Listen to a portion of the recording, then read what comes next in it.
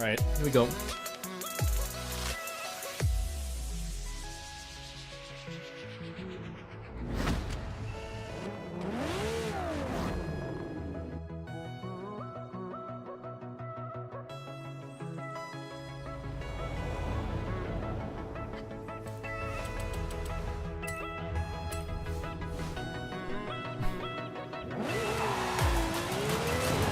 Okay, just to make sure, I think I've done with all the playlists. Yeah, okay.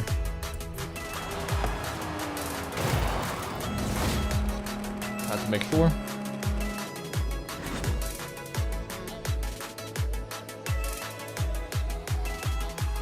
Got school tomorrow. Have a great stream. Hey, no worries. Thanks for dropping by anyway, though.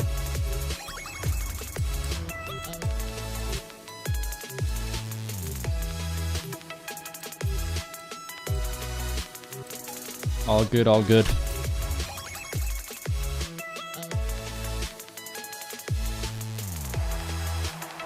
Have a great day at school tomorrow. Uvofish64 iScaleb says see you tomorrow. Thanks, Caleb. See you tomorrow, bud.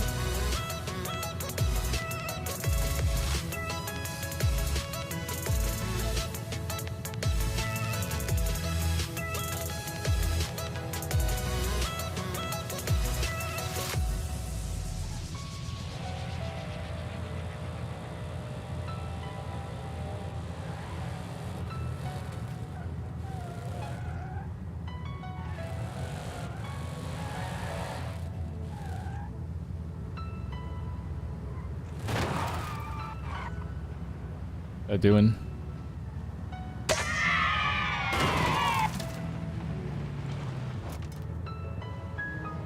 Interesting.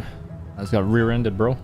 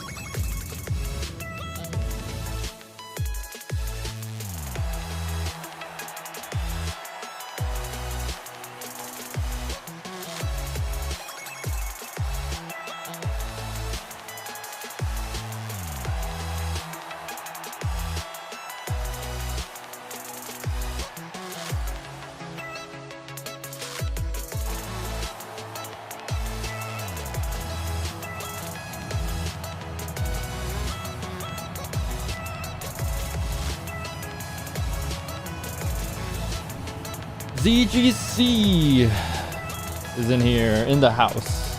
The Daytona. Okay. Pretty good.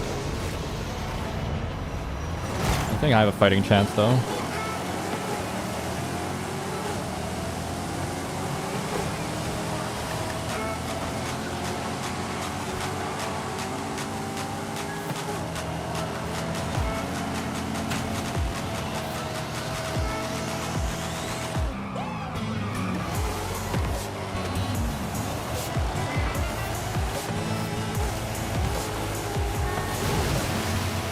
You have to brake, folks.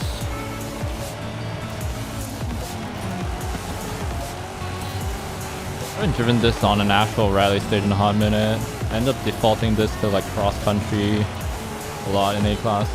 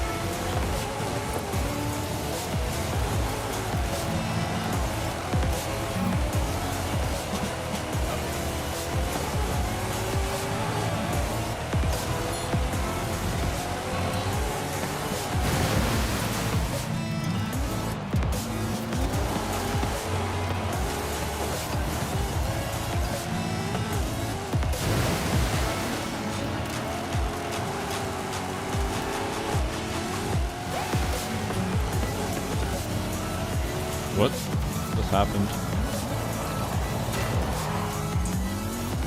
And you left. Interesting. It was catching up to me. I wasn't doing too hot because I didn't know the cars. I was underdriving quite a bit. I got used to it. I'm just so used to this car being so cumbersome in road races.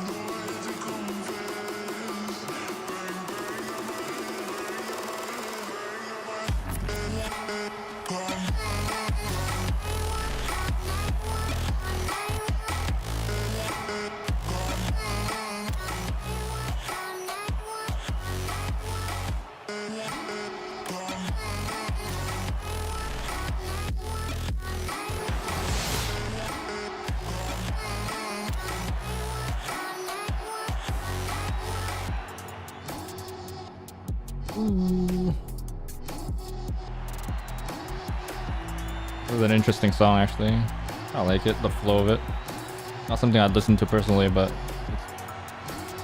it's a bit vibe.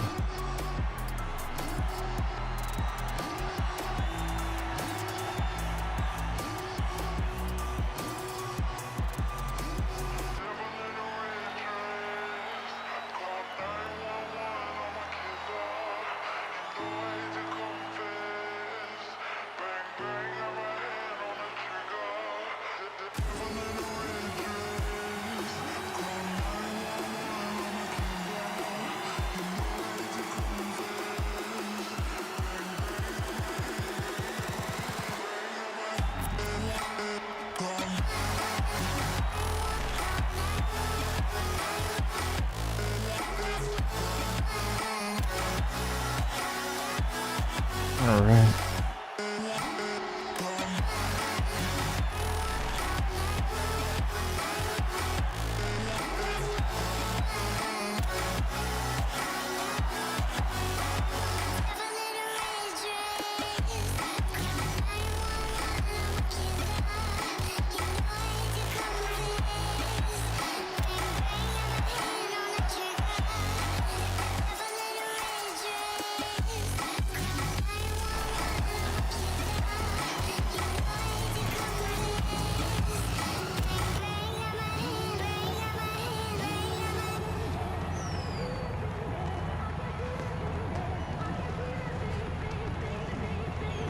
We didn't do that. Oh wow, what a full lobby. That's great. I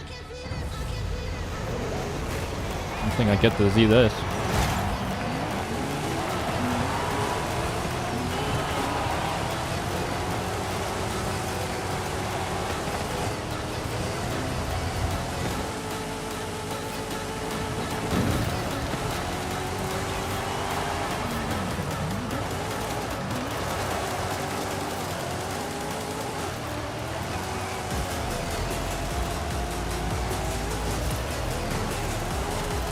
So not used to this low rev range or small rev range.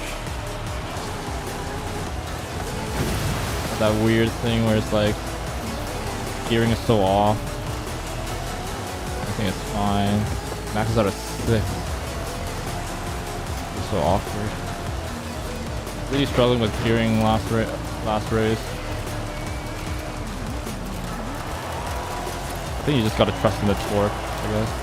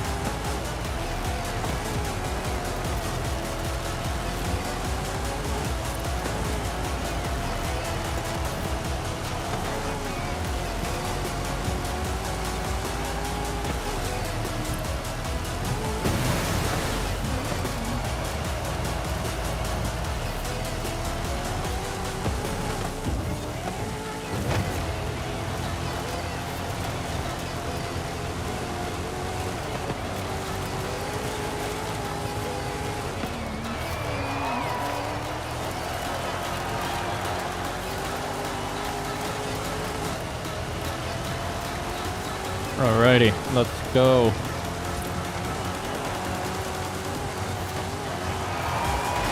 That was a cleanish lap until the end there. I hit the wall. Feels quite a bit of understeer in this thing. If you don't get the right angle, it won't rotate under throttle.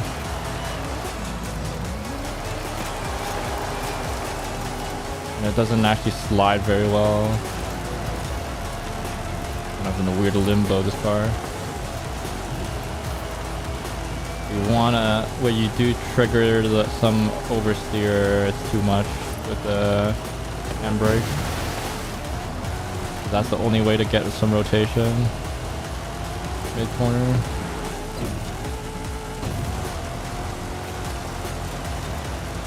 You have to really swing it into a corner.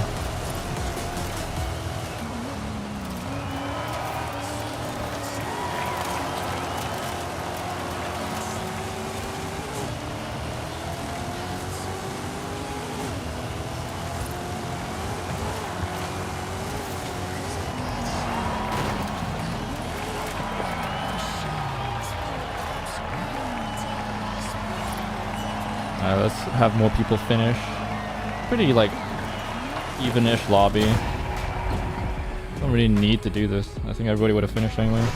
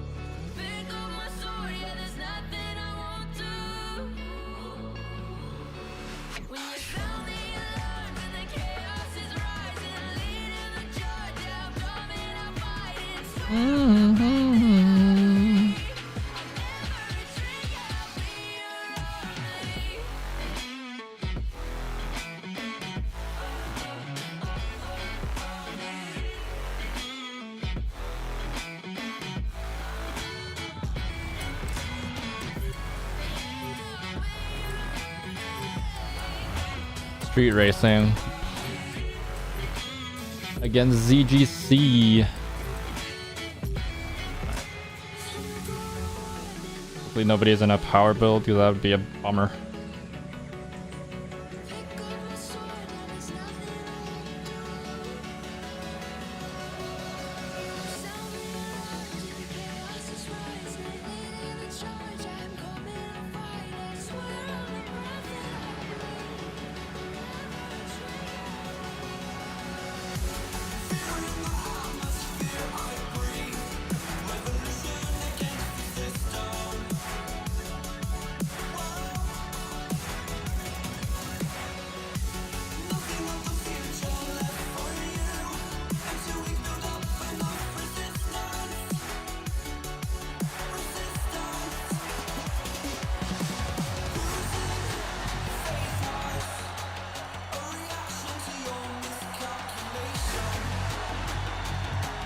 Setting up the event, let's go.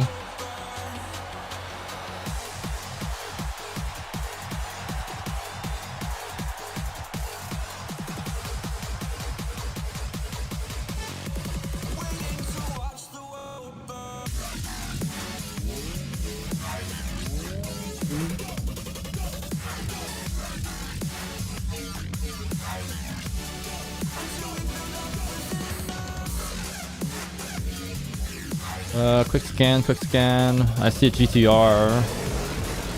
Close to meta. Oh, I did not see that. Also car. That's a car build. Yep, there he goes. Alright, let's see how good that guy is.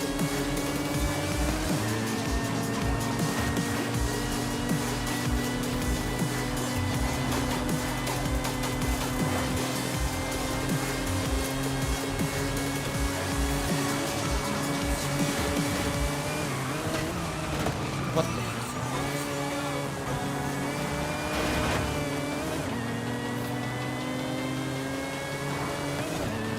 You just straight up rear-ended me.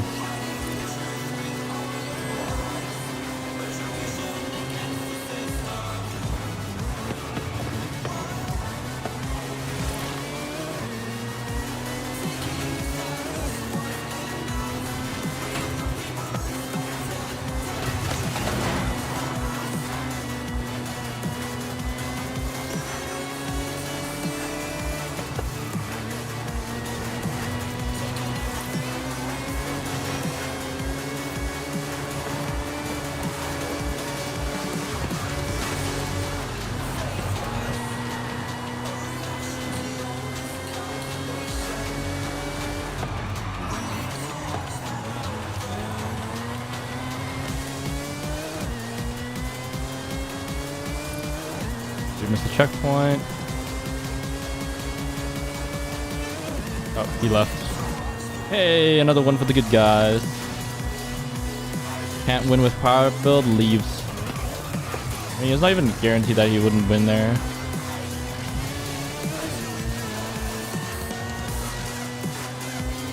It's not even a guarantee, but he left. Man. That was a good fight though. We got a good chase there.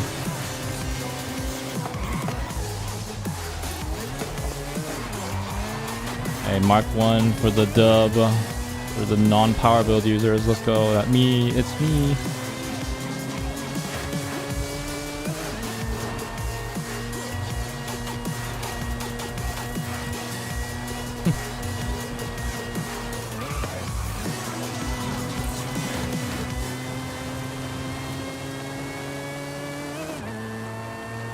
I'm just that good, you guys. I can't help it.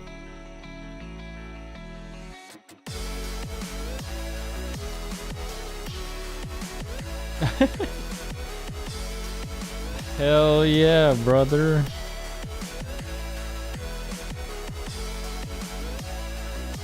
Welcome to Maticum. Will you be joining me tonight?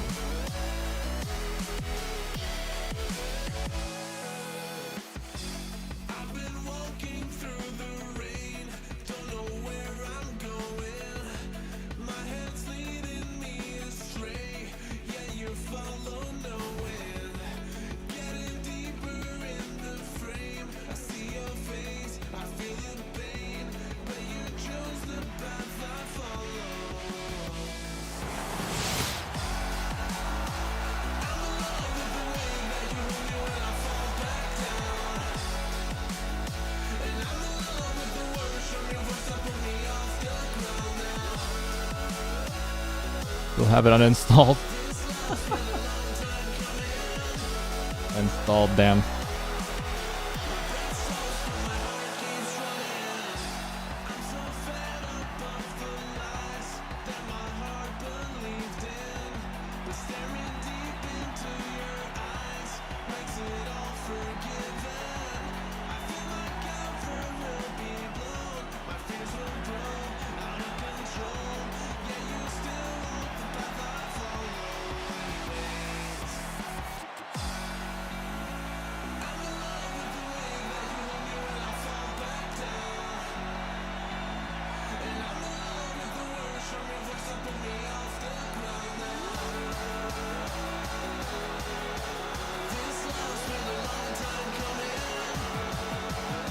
Junior has followers and 6. Damn, that's crazy actually. It's a whole year away, no? mean, I guess you can fight the urge. There's nothing for you to accomplish really left in Forza, I guess.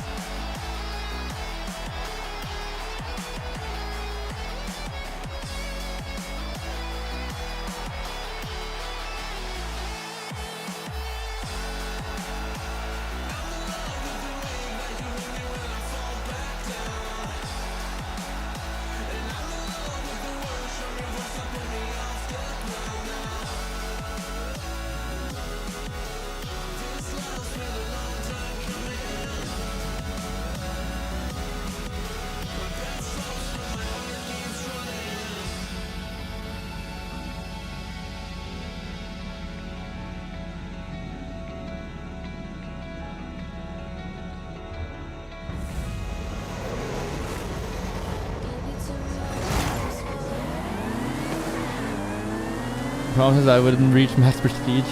You not just use a smurf or something if you really are that annoyed about it.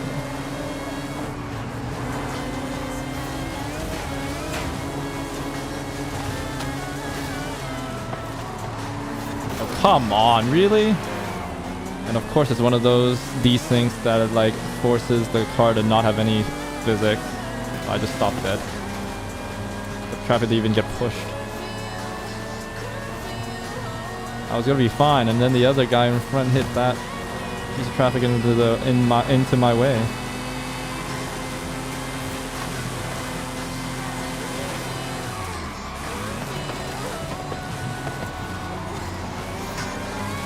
This guy.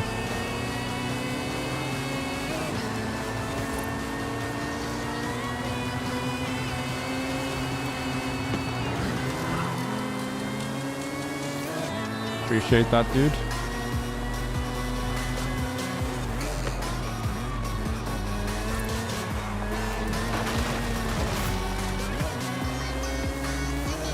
Did I get quit?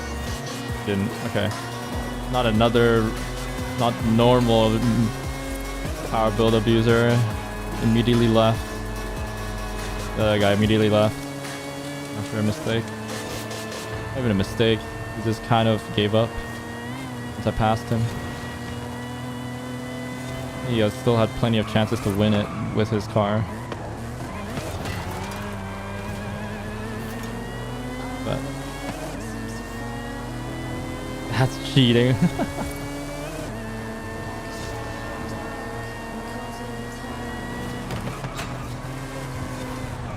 I wonder if there's like a reward for if you're like previous mass prestige in a previous game. In the way that they gave you rewards for like owning previous games and playing them. Just free cars at the beginning of this game.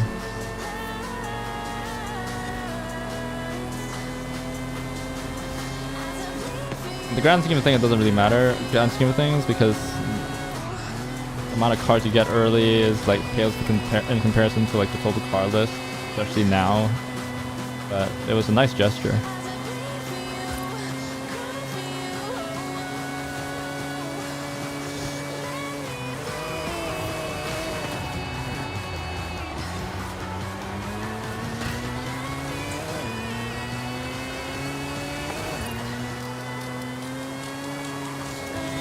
What to do? Better thing to do with 200 gigs. Oh, so what are you playing these days? I think last time I talked it was like Cyberpunk, right?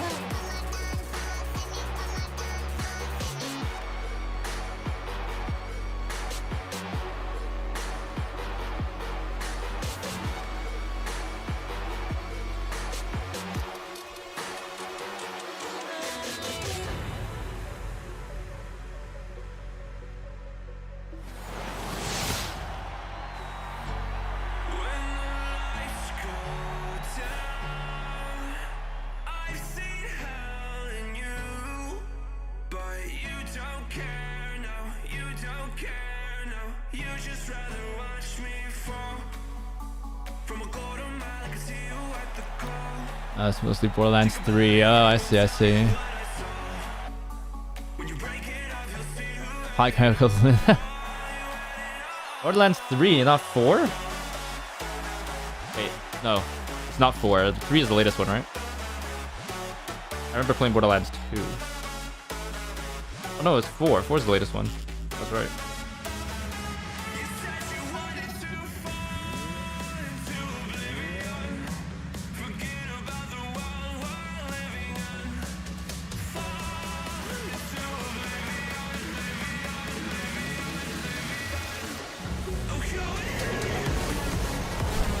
Mess right now, pretty expensive.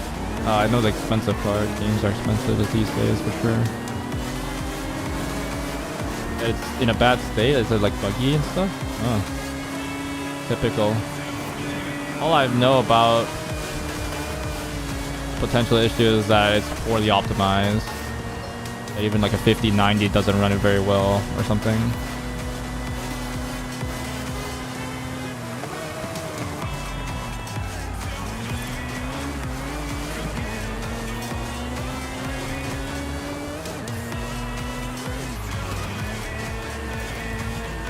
The heck?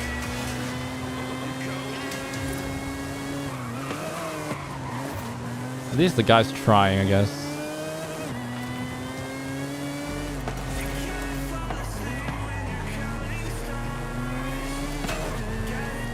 That's kind of crazy, the amount of mistakes he's making. Into a tree. He's a fine game. If you move the dialogue. It's like dialogue's half the fun with Borderlands. Like the witty humor and stuff like that.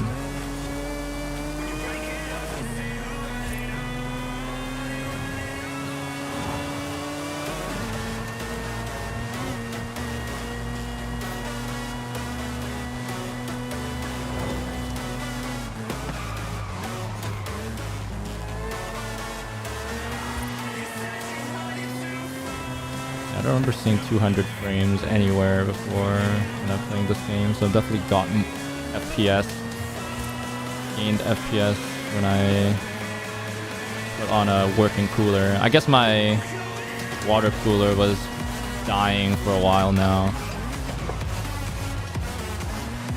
Probably too old for the processor I ended up using it on anyway. Or something like that. Maybe the thermal paste wasn't done very well. Base game dialogue was just pain. I see. Nice. Yeah, I have frames to spare, I guess. Cool.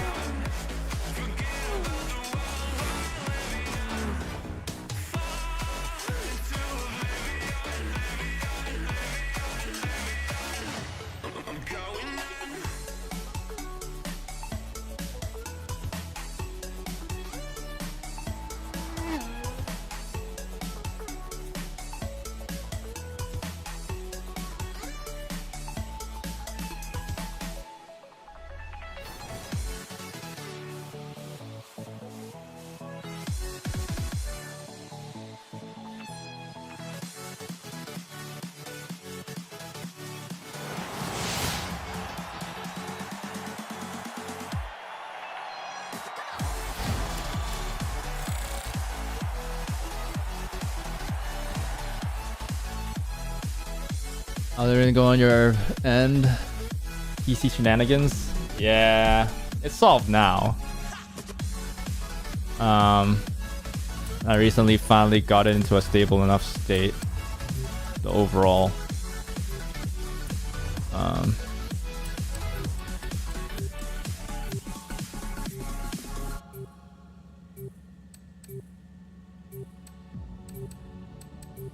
Sorry, I was picking a car. Yeah, that was the whole shebang with the drive, and then I think you were here last week when my CPU cooler went out. So it was the CPU cooler dying. It didn't immediately die because it's my computer kept on running because it's a AIO. So like the water or whatever liquid was left in there that hadn't evaporated out eventually through the pipe and the tubing and stuff like that over the course of 9 or so years was able to keep it cool enough to run stuff. Kind of crazy. I should have known because I've seen it be like lit up red, to indicate like high temps even like during idle. So I should have known. But yeah. And then so ditched that thing. Looking for a more permanent solution or like longer term solution. Went with like a Noctua and Noctua air cooler because I trust Noctua a lot with like longevity and stuff with their fans and everything. They're kind of really well known for their cooler that's super old design but still performs super well.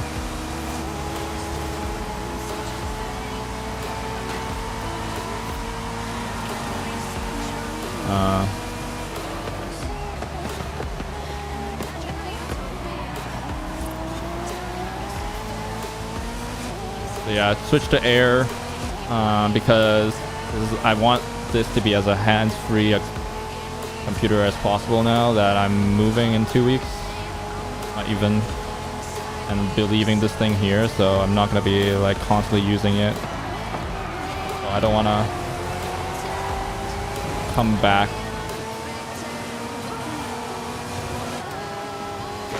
to it dead or something, you know, if like I had like and with air, worst case scenario, the fan goes out.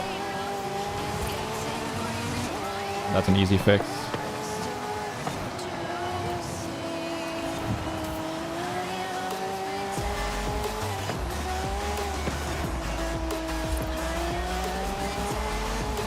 Of course, you still use a power build here.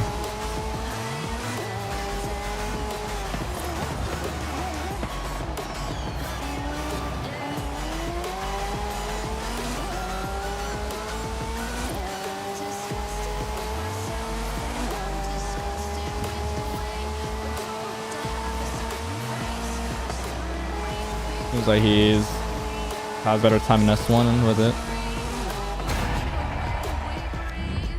But yeah, so got an air cooler, and then turns out this is much better because air coolers, from what I understand from like more recent-ish testing, is like it's kind of equivalent to triple rad.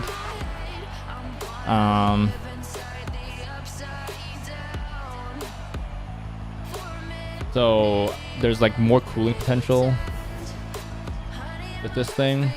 I just never, like, I kind of knew once I upgraded to this CPU that I was under cooling it somewhat. Like, it was good enough to like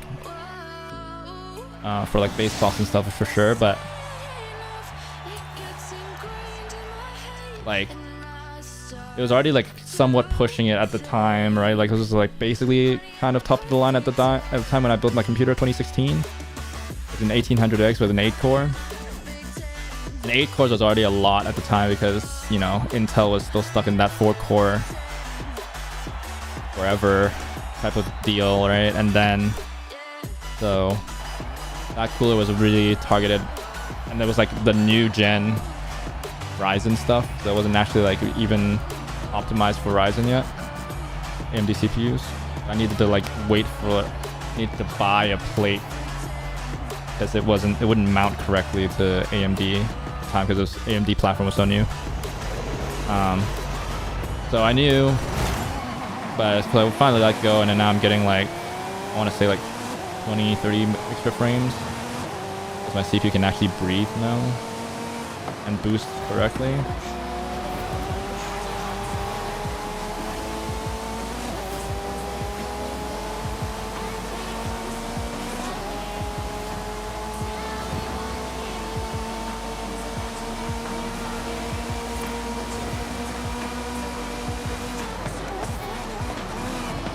What the frick are you doing?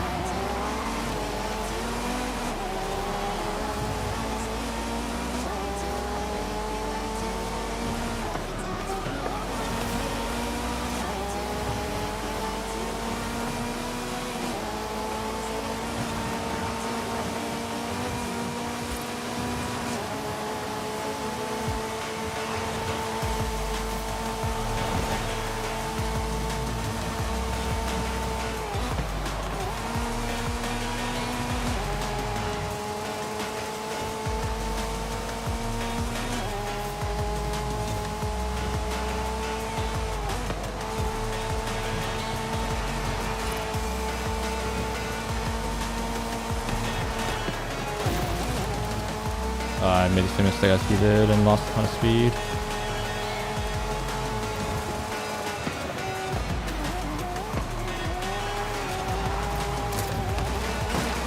He's still slow, but these tracks are much easier for him. There's no tree for him to run into. And traffic to hit. Boost means overclock. No. So, like, I think, like, before I even, like, quote unquote overclocked this thing, that generally, like, overclocked the CPU before as well.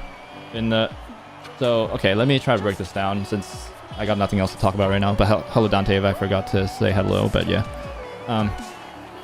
So, let me yap. So basically the way that I'm doing the finger quotes overclocking is I'm not actually manually doing it. I'm allowing like the AMD utility, like Ryzen Master, like this is a built-in software, not built-in, like it's the software that you can install.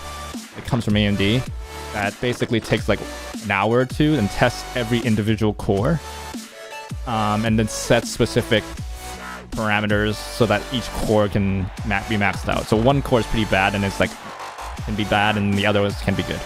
And because you're testing one core at a time, generally you're not actually like hitting a huge amount of heat, and even very long. So then even back on my older cooler, it was still doable. So I'm not getting like hugely different numbers than before. I think I've like improved slightly. But that's a different issue. Like the numbers that came out at the end of the test of the automatic boost ended up being quite similar, like 1 or 2 points better with the new cooler. The main thing was that this is so basically it's like for like when it comes to like whatever overclocking or whatever. But what I was really referring to in boost is that if you look at CPU specs these days, like the names of them that they'll put on the box and stuff, there's 2 speeds that they'll list, right? So the lower speed is the all-core speed, or for gigahertz.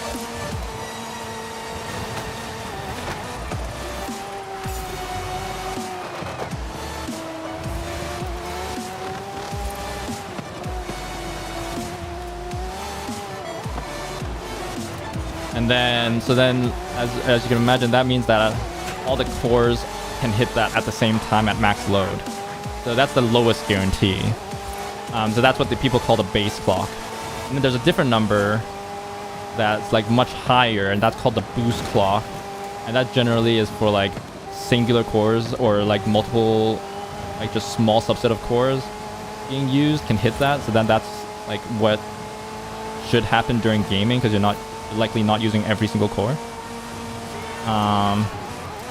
And then that's also subject to, and it's like not a guaranteed speed, and it's always subject to like how well you're cooling the CPU and stuff like that. Sort of a dynamic thing where the CPU will decide how much it wants to boost into that boost clock. The only guarantee is that it'll hit one core generally for that, but then if you have a good enough cooling system and all that stuff, technically all cores can hit that boost clock, because that's still the bare minimum for a singular core. But technically you could get a, if you're cooling well enough and stuff like that, you could have all cores boost to that speed.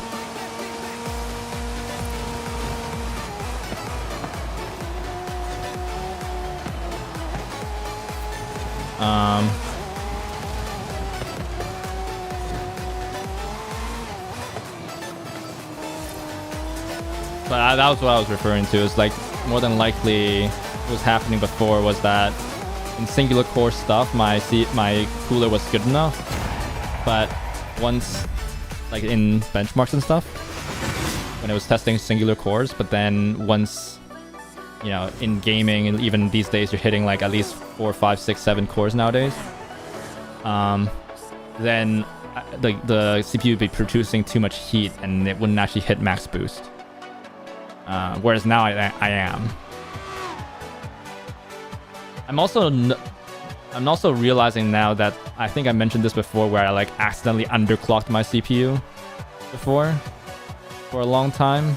That was causing bottlenecks on my system, and especially when I initially upgraded my GPU and didn't see a huge gain, that I got more frames once I reset my power limits and stuff to default that were actually higher than my like stupid self-imposed limits that I ended up using. So there's that. So then I think that masked the fact that my original cooler wasn't good enough for the CPU, because I immediately like underclocked it, so then producing less heat, so nothing was happening, and then produced more heat, and probably like the fans and the pump and everything started running harder, and probably accelerated its death. But like generally the AIOs are only supposed, like people estimate lifespans for AIO coolers to be like 5 years. So my one, because it was, I think partially because it was older, meant it lasted longer. Lasting 9 years is pretty crazy. I'm pretty happy with it. It's like, it's not a bummer that it failed, you know? It was well past its time. But yeah, so now now my CPU is able to boost at least the advertised speed, plus I'm still like ran that same thing with I mentioned, where like it tries to optimize for each core. So yeah. Damn, that power build user really did win everything. Every race. I thought I'd get him in the last race. This car's a bit slow.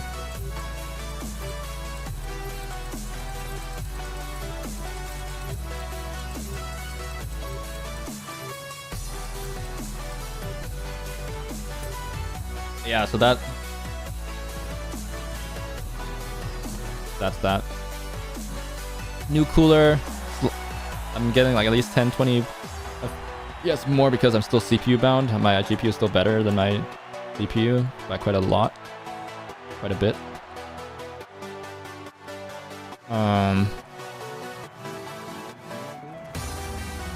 But yeah. That was that.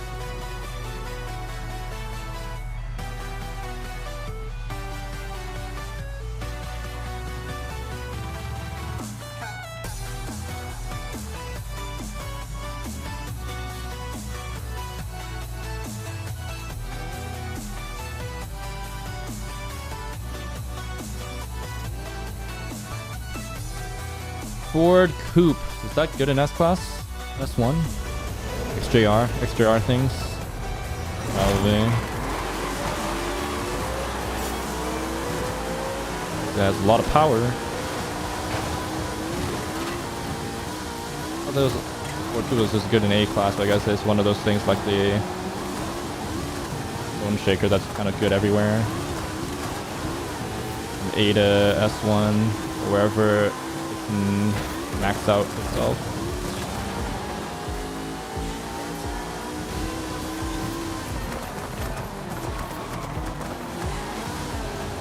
You need our help, Dante, if you're joining, to put him in its place. I'm not fast enough. Oh god.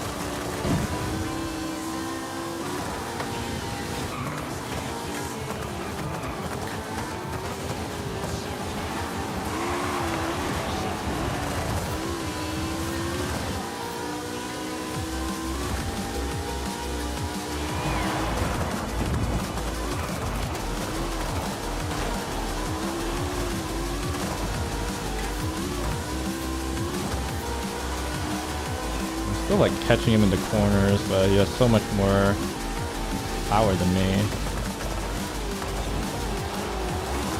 Not losing that much time in the corners.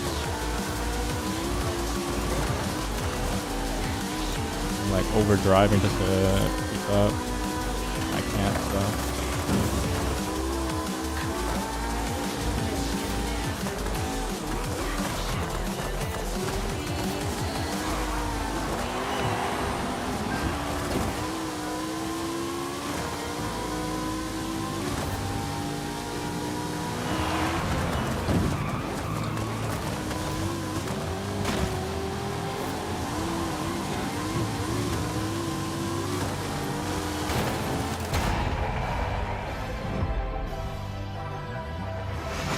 Yeah, it's cross country isn't really much you can do.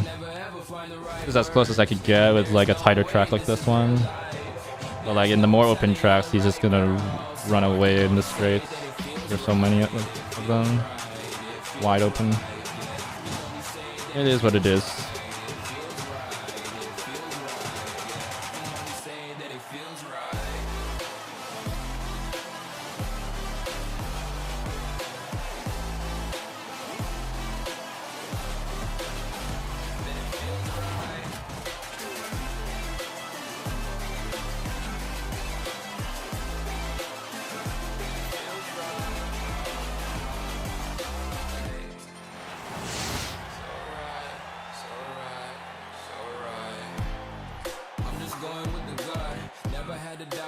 This is just a must. Put me in perspective, I'm the deepest in the cut. Everybody tuning in, but this is just for us now.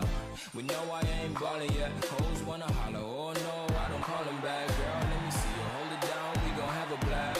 Cause I just wanna know what you gonna do with all of that. I ain't gotta say a word, I know what's up. You can have it all, watch me rip it off. I'll admit it, you got me feeling hella love. Even when it's going down, know that we gon' live it up. Young shot caller, always been a baller. Know that you the one, I can feel it in my heart. Yeah, I won't stop charging, we going come harder. I can see you and I, way beyond the stars, girl. I can never ever find the right words, and there's no way this is real life. There's no telling you're the right girl, so I can only say that it feels right. It feels right. It feels right. What's happening?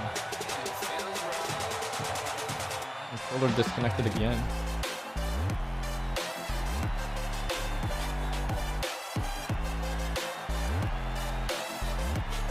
Well, at least it was in between races. Weird.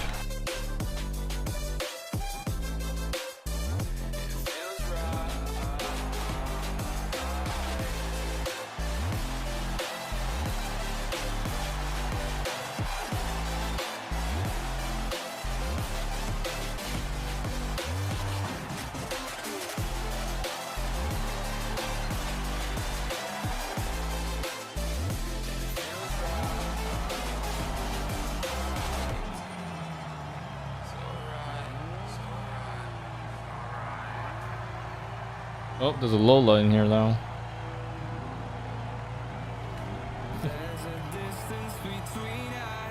Not gonna be good though, this guy. Oh, maybe a fellow Chinese meta abuser. See?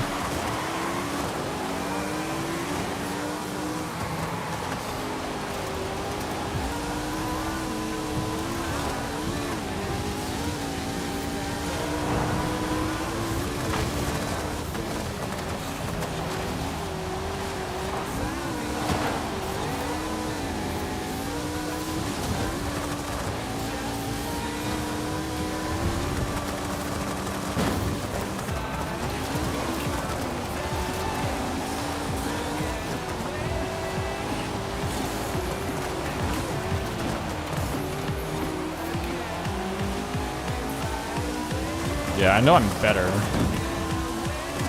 Pure car diff. I'm able to definitely catch him in the corners and everything. But you can see.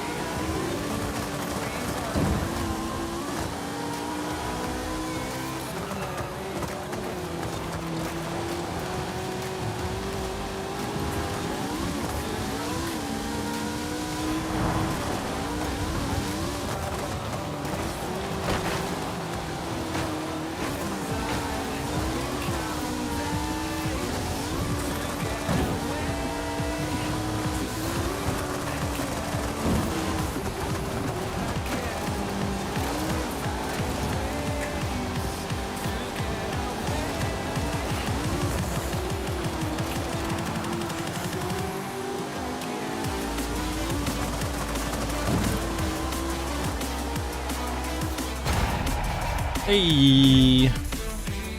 Yeah, there's one of the other tracks that I could do that on.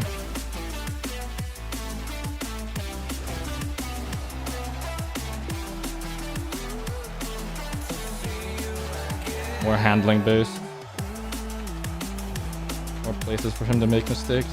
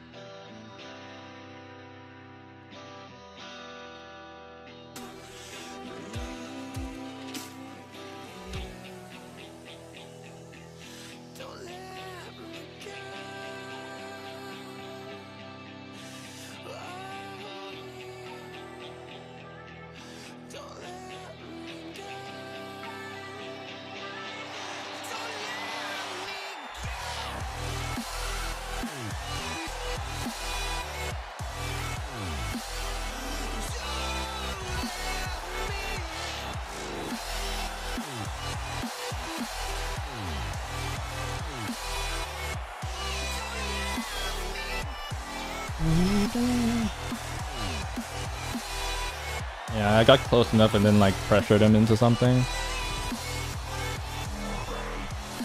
That was pretty clear what was going on there.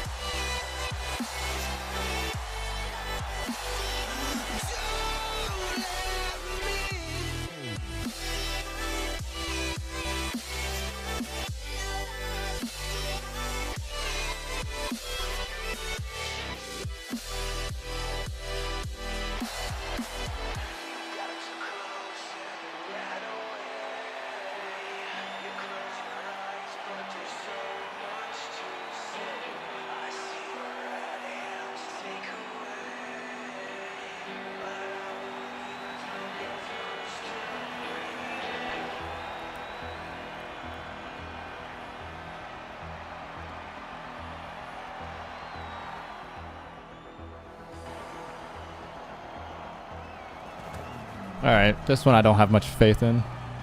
I can do anything. It's too wide open. So he's not... There's no place for him. Like, even if he makes mistakes, he's just gonna go wide and still be able to, like, just gun it. So... It is what it is. I think, like, looking at this, though, if I have, like, a half-decent dirt car and, like, a regular rallying dirt, I can beat him pretty easily, even if he's in meta. Judging by how he drives. Especially the power build in B class. Or A class, even. Oh, I messed up. Oh, I can't do anything. I just have to reset. Wow. Sad one. A bit poor planning plus bad bounces really ruined me there.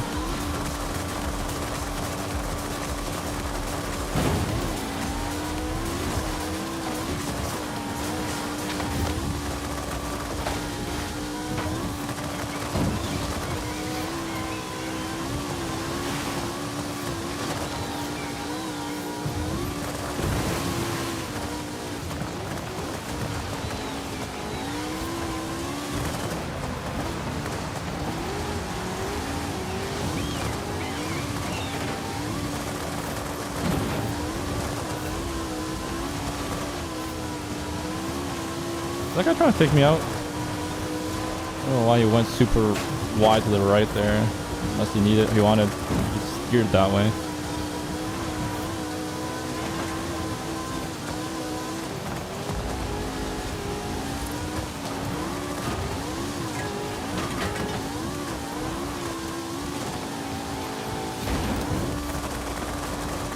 I steered left because the jump wants to go right.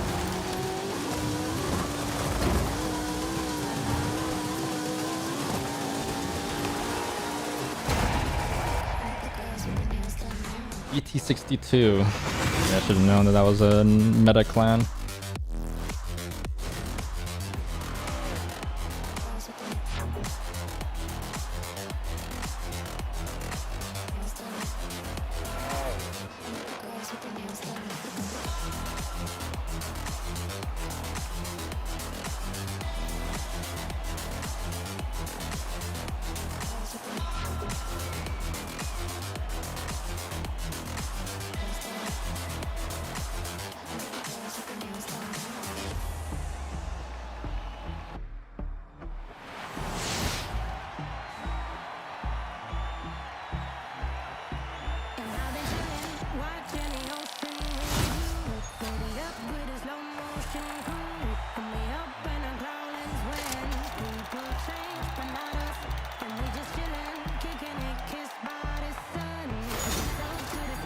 Got some socks, let's go.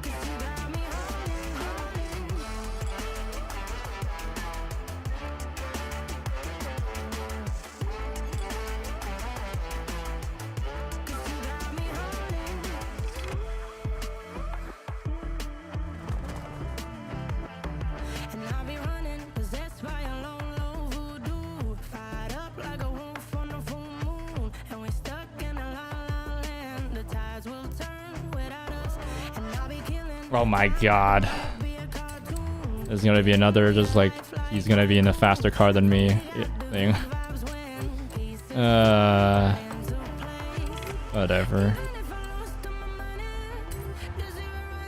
This is kind of a frustrating picks for races.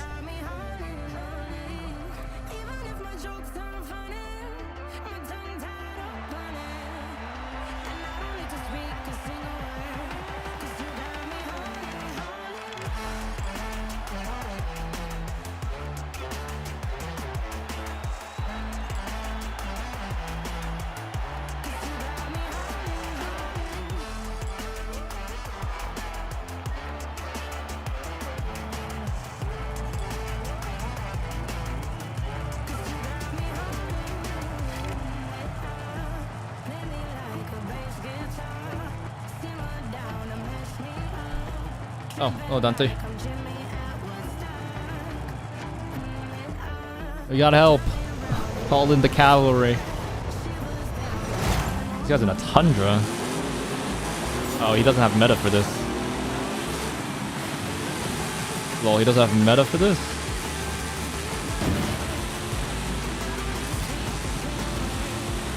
Bad.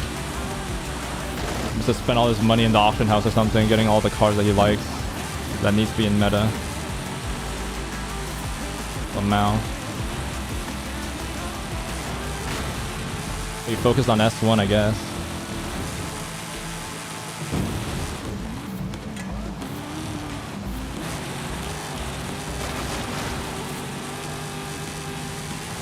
Oh, you have my car. The car with that same exact livery. Look, Winky Dink. Good choice, good choice.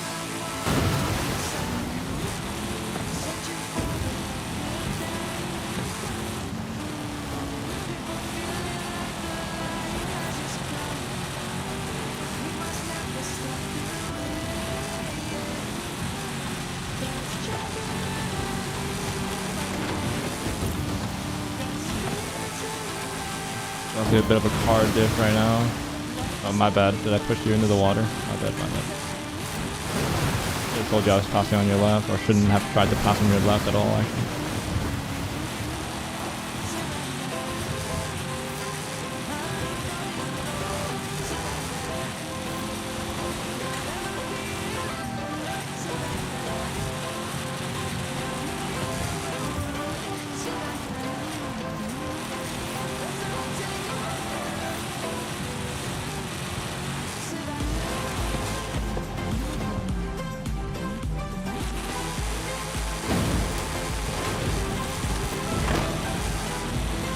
Wow, you guys got a way better picture than I did.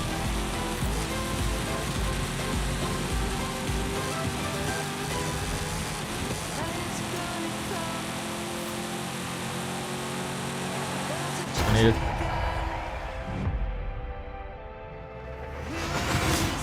Just because my car is long, I probably just broke too much, too little. I don't know.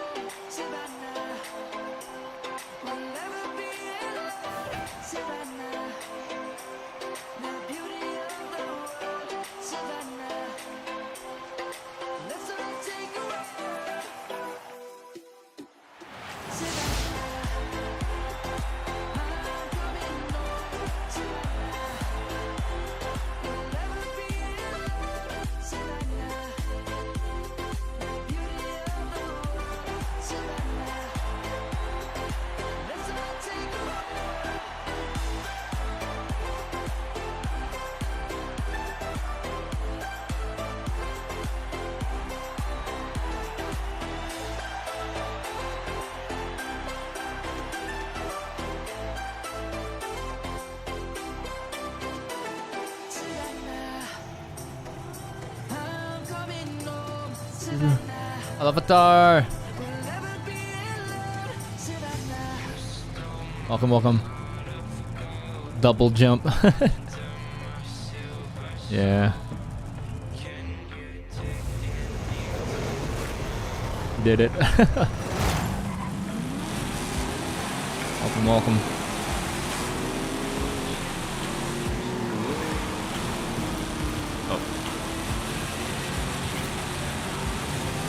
The checkpoint off the rip. Wow, that guy actually sucks. How carried by car was he? Holy.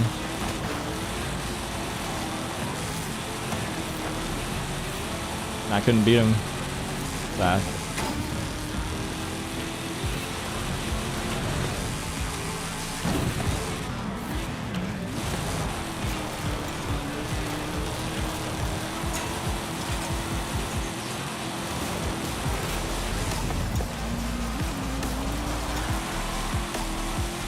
My car is stock tires, I'm pretty sure, so I'm into handling beast. That's for sure.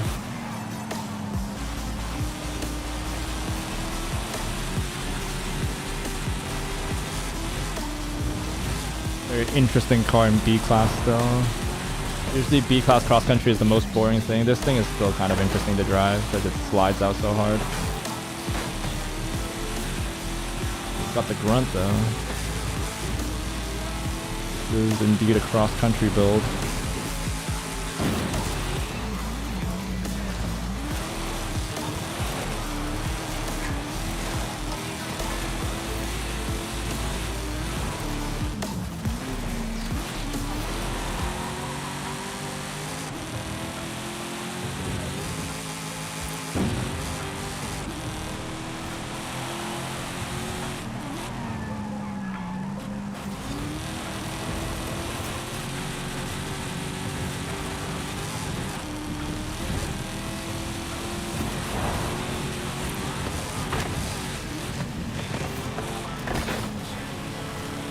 How you doing, Avatar? How's your beef been so far?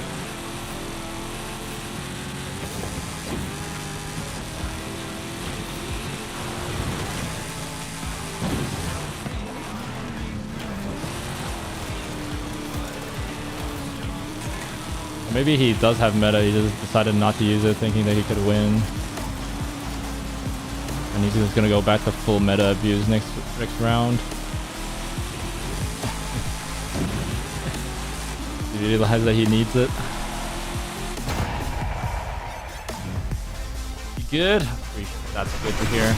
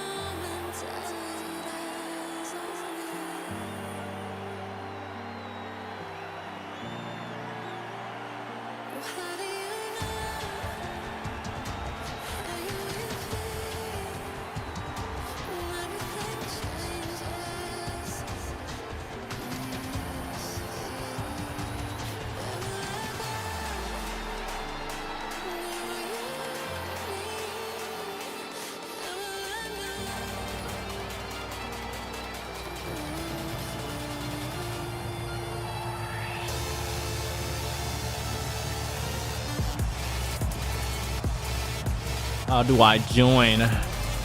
Wait, what? You can just... Are we not friends?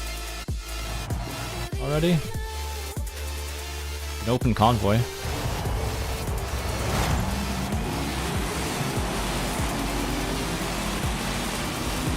Alright, this should be a home run here. Really all power here.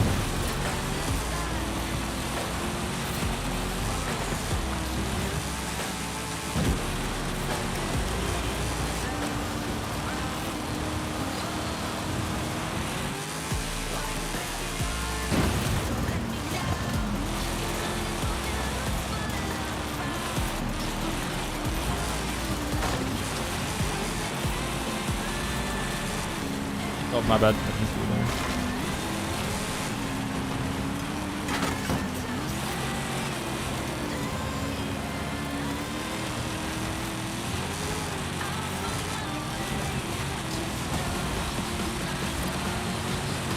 So, remember how I said that I thought I was gonna have a good start to the week because we're gonna be done with the promo doc or whatever I was working on? Yeah, apparently it will. This is becoming a trend with my manager. It's like, oh, this is the when we need it, and it's like, and like the day comes when he needs it, and he's like, oh, I need more. There's no more comments to deal with. I was writing it again, in like 4 hours today doing that again. Just in comments or whatever.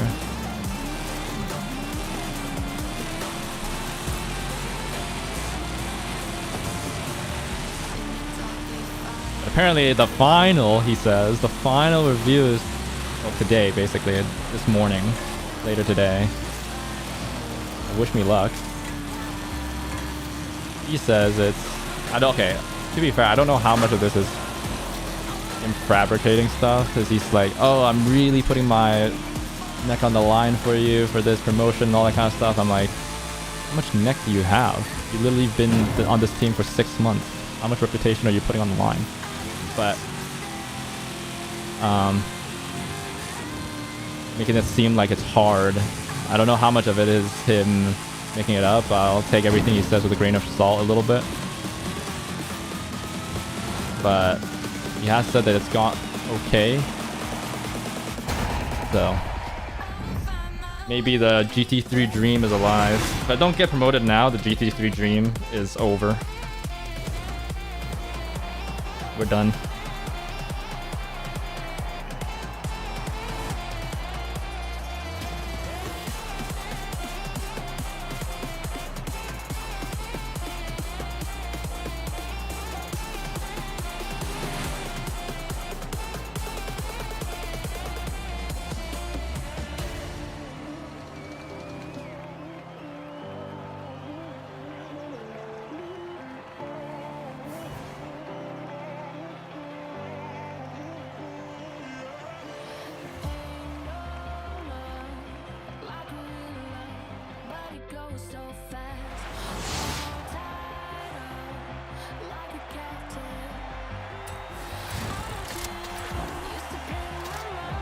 Wow, another Forza edition. Actually, Forza edition is pretty good.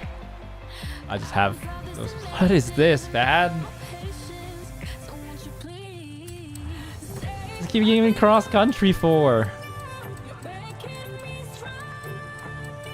I have something here, right? I have the boss car or something. Yeah, here it is. Man, was not like me today. Anything's good. Yeah, true, actually.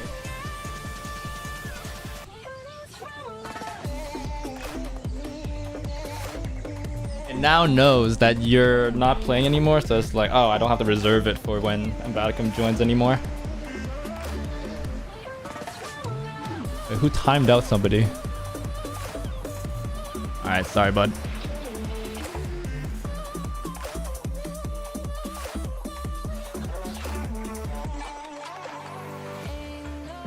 Oh, you already did it.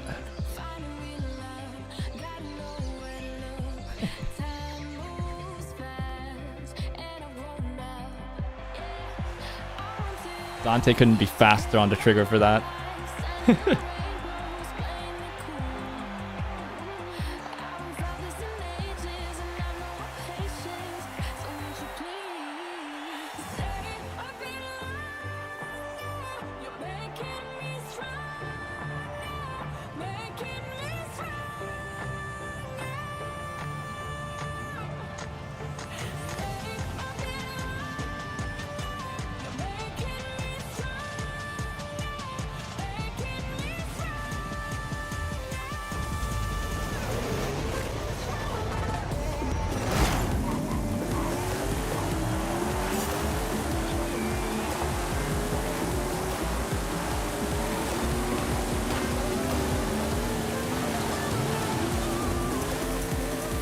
Oh, this guy has meta now. That thing's quick. He's going wide as per usual because he doesn't know how to take corners.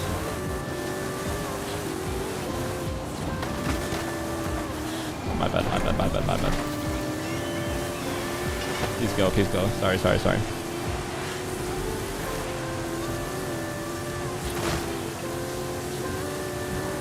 I can catch him much easier than I can.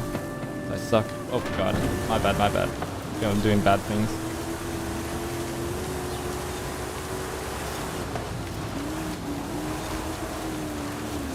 Okay, you guys can probably go on the inside here. Yep. Perfect. I chose like literally the worst lines possible right there.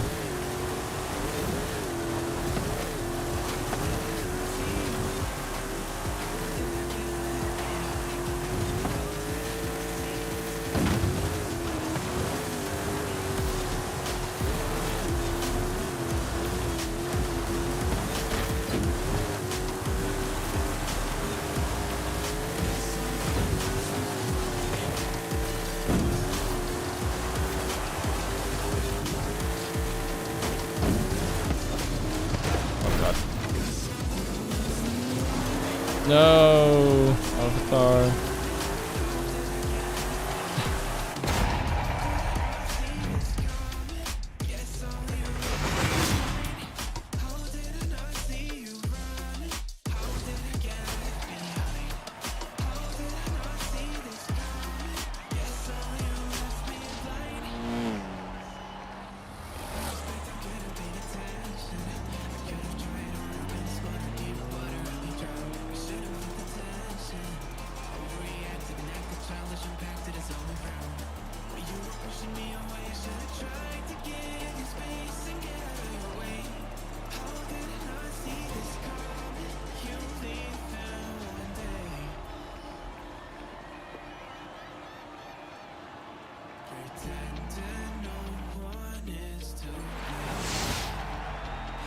Hello.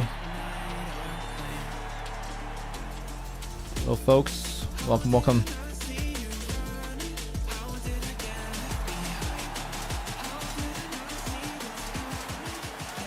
Zach will attack.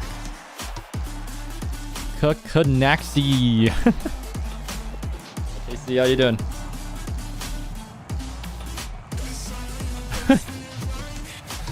I'm trying to be a.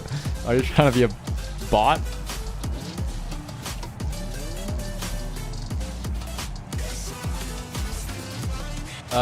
You can't really time out Dante because he's mod. Unfortunately. Zach will attack. Thanks for following, my dude. Hope you enjoy the stream as much as I enjoy streaming it. Welcome, welcome. Alright, this is the track. There's a bit of cornering involved. He'll make a mistake, like he is right now.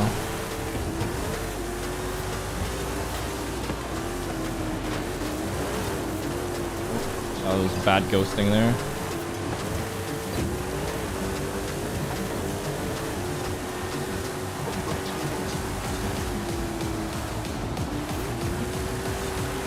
Right into the pile. Feels bad.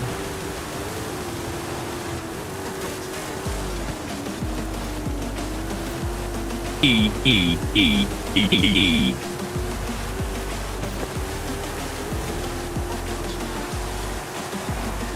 got player who has 5 players now? Yeah. It's crossplay and everything. As long as you add me as a friend on your Xbox account, I can get you an invite.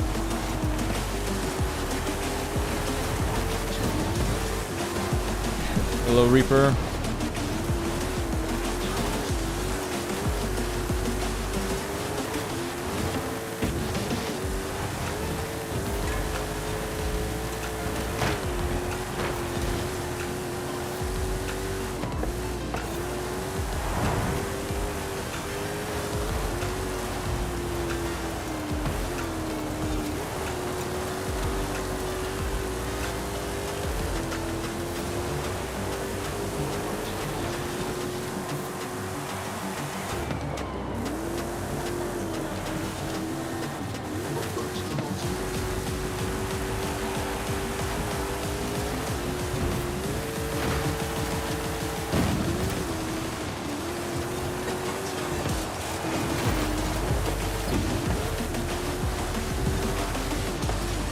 Won't add me.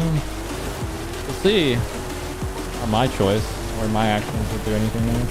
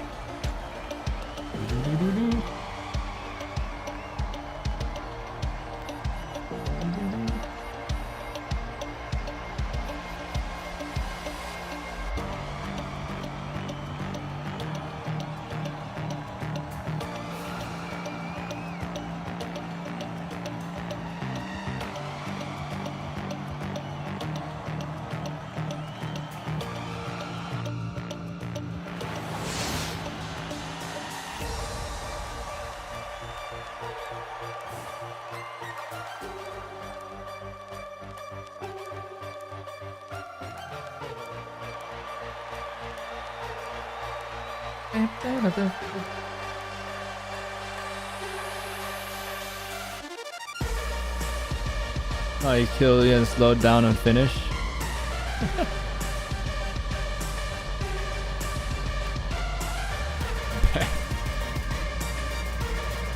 You can gamble on stream, that's the only thing you could kind of do. Or like, what is it, called face off or something? I don't remember what it is anymore.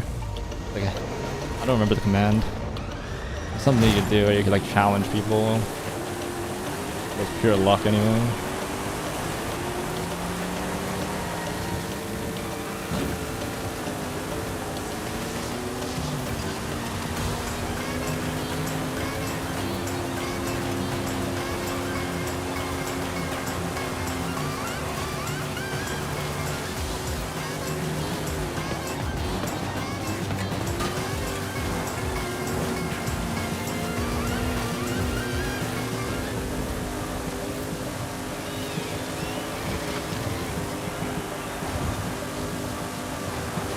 car is so cumbersome.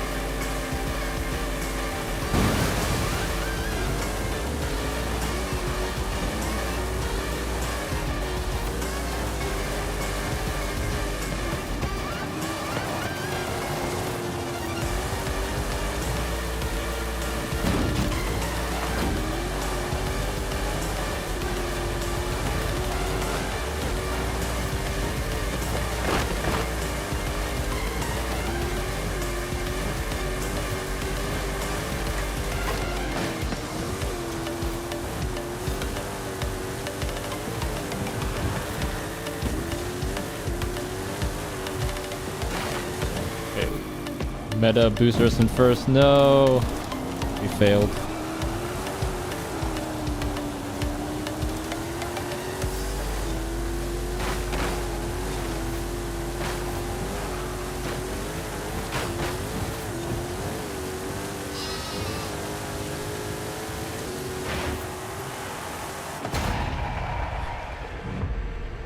Sad. You tried Blue Protocol. I have not.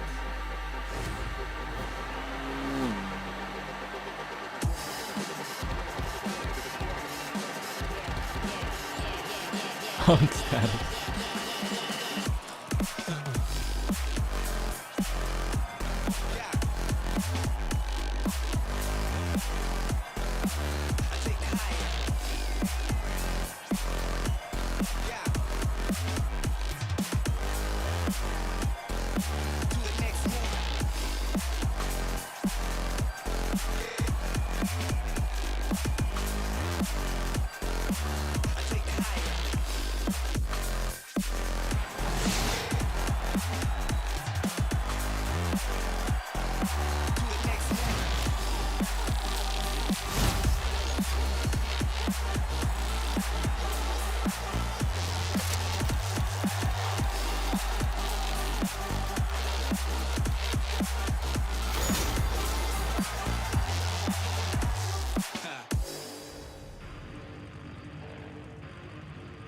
We get some street racing.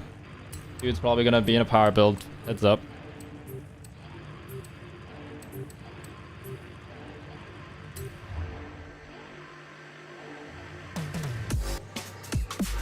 No gacha like Genshin.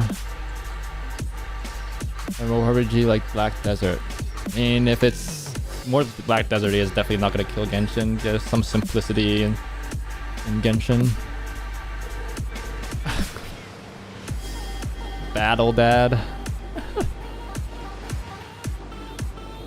Gotta grind that battlefield. You're gonna be the next guy that's gonna be like, was that old man that like does the that's like the old army sniper or something that plays Battlefield? You gotta be the next guy to do that. Drags Brabham here. Yeah, nothing can kill Genshin.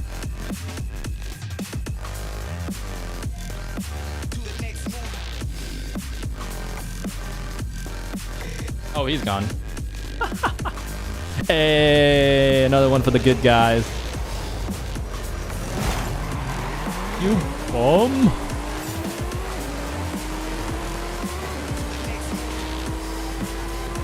He was consistently not winning anymore. What a sad individual. Good job, folks. I got one out myself earlier in the first lobby, and then with you all guys' help, got this guy out. I see this as an absolute win. Oh.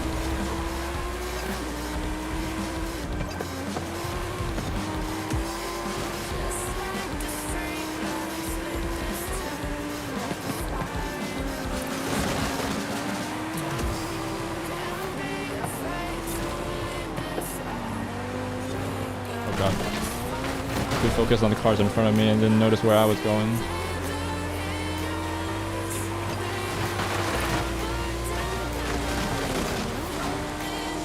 I mean, you're gonna push me.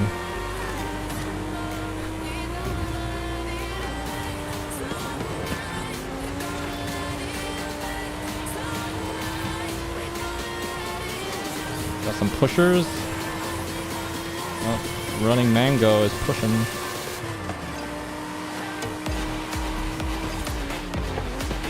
Yeah.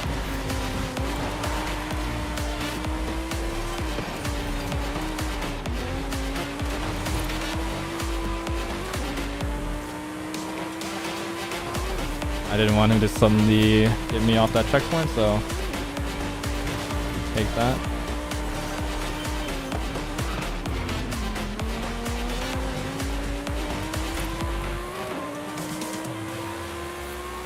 Done with racing? True. True. Doubt it though. We take our head cannon. It's a dub. We take the dub.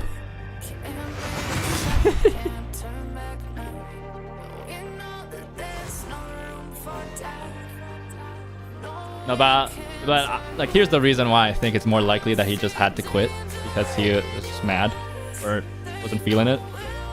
Because there are multiple times when he was like missing checkpoints and losing earlier in the day against me when he was like in A class and he was in a power build and they kept on losing. And then and he stayed. So like he's one of those guys that will stay. But if it's just like there's like he thought he could win, but it's like where he made mistakes where it's him and it was just me in front basically. He could still recover the second. I think once it became like Dante and Alphatar, making it so that he couldn't like multiple people were faster than him, then that's when he quit. We all live here. True. We have main character syndrome for sure. And every streamer have to have a bit of that though.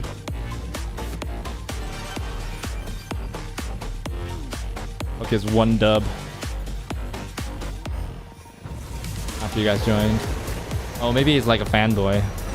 I won against Nuts. What happened?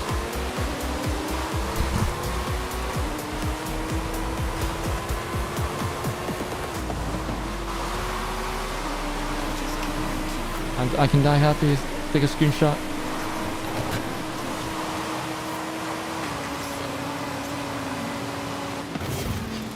Really? I can't even do. What the heck was that?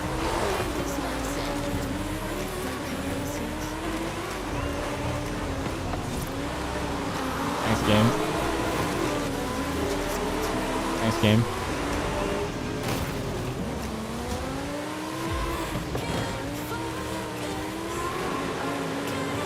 I'm tilted.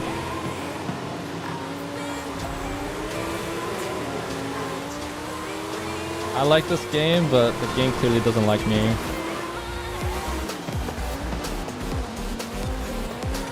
That was not stream lag, by the way. That was just my game lagging. Breathing.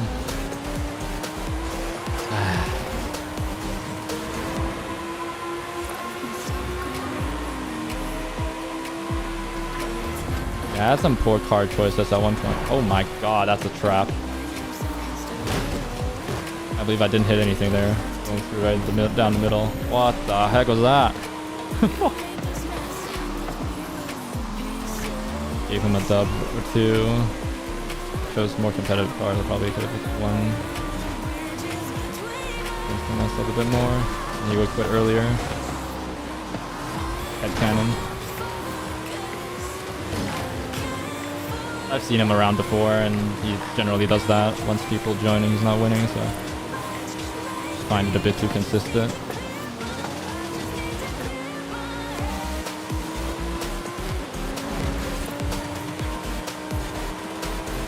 It looks like Cecilia or whatever, PT62.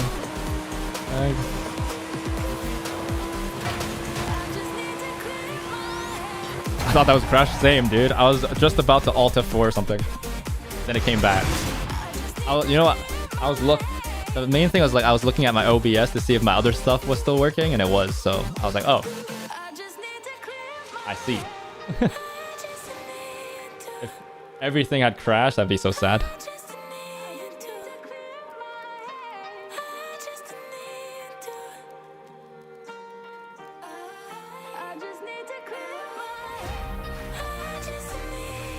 Every quit is a rage quit.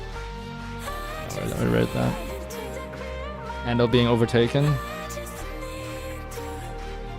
Yeah, there's a little bit of that for sure.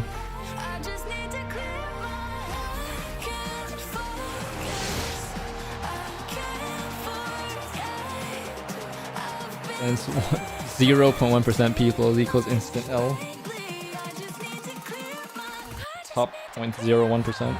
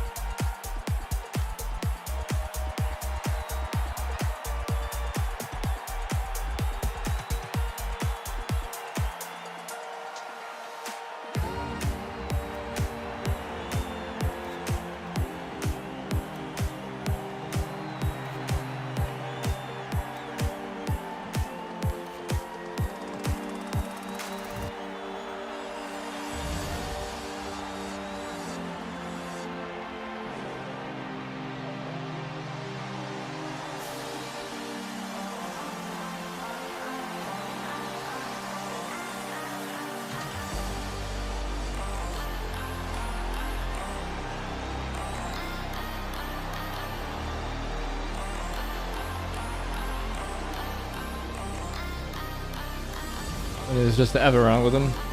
True. Blue protocol future streams.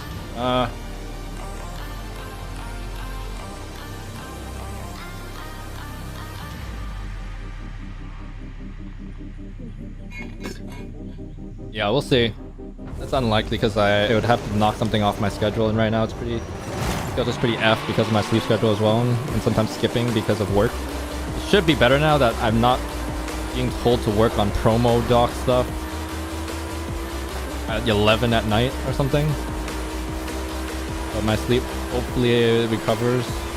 I was like seeing some improvement, and then my boss gave that to me the last 2 weeks, and then I was like, okay, I'm not improving my sleep schedule for a little bit. It's not even that like it's working me till like 5 a.m. or something. It's that fact that once you stop working at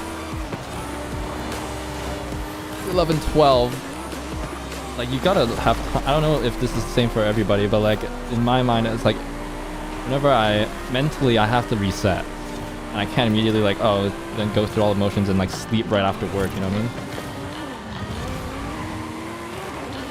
Immediately shower, like I have to have a sort of break, so I ended up like scrolling YouTube and stuff like that to kind of decompress and do all my other regular stuff that I delayed because I had to work. And then that ends up dragging into like, oh, then like by the time I can shower and everything and ready to stream, it's already like 2, 3. And then I stream for 2 hours and it's like 5 or something. Even though I stopped working technically at 12 or 11. So hopefully it gets better. I need everybody's energy. Apparently the final review for my promotion is later today, so that goes through. The Porsche GT3 dream is still on. If not, hell no.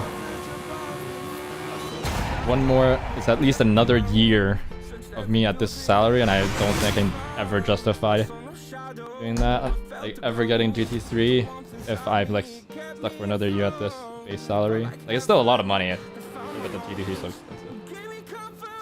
And then like even it's just the dream is still on. I'm not. It's like 50-50 whether I'm actually gonna do that. Well, actually, no, it's less. Like 30, 70, 30 more, 30% not. Like 30% for mine.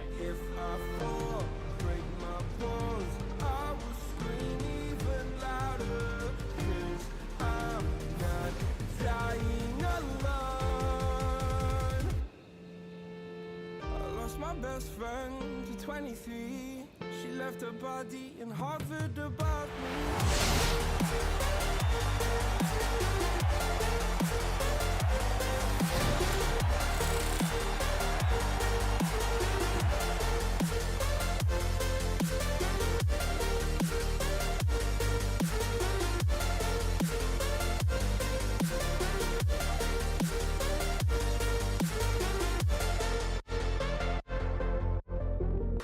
My best friend to 23. I heard the heavens crying above me. Congrats on promotion. Lol. I mean, thanks for trying to manifest it. Gotta work retail like next week. Hopefully it goes well. Hey, good luck, man. Good luck. Thank you. Thank you. No, the latest one, 992. Like, it's 30 right now in my mind. It's kind of like 37, called it like 2080 or 3070. Like, very unlikely to. If I get the promotion, then it's still stuck at the 2080 or 3070. I'm like 30% or 20% likely to actually spend the money. But that's on top of, even if like I end up deciding to pursue it, I still have to get an allocation, which is impossible. And I'm not gonna pay for an allocation. That's something I told myself. If I ever do.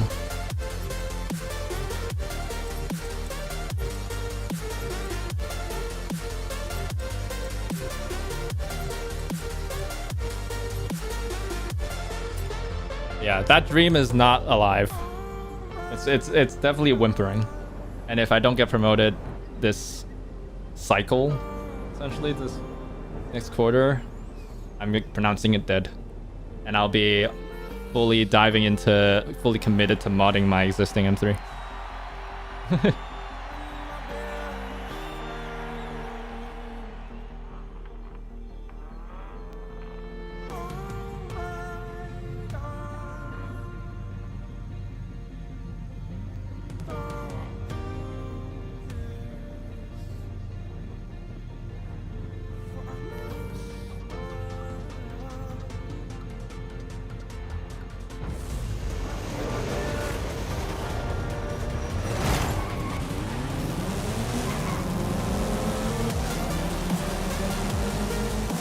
Oh no, it's the manual, so it's rear drive.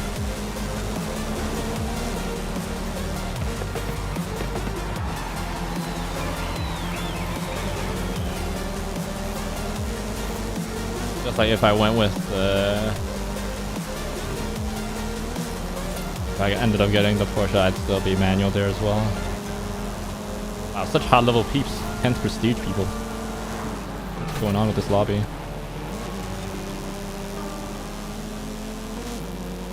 You guys bringing every high ranking guy in here. What the heck?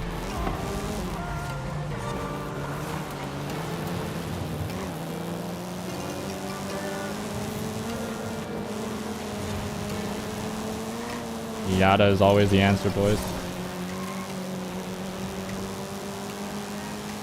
I live in Canada because the snow.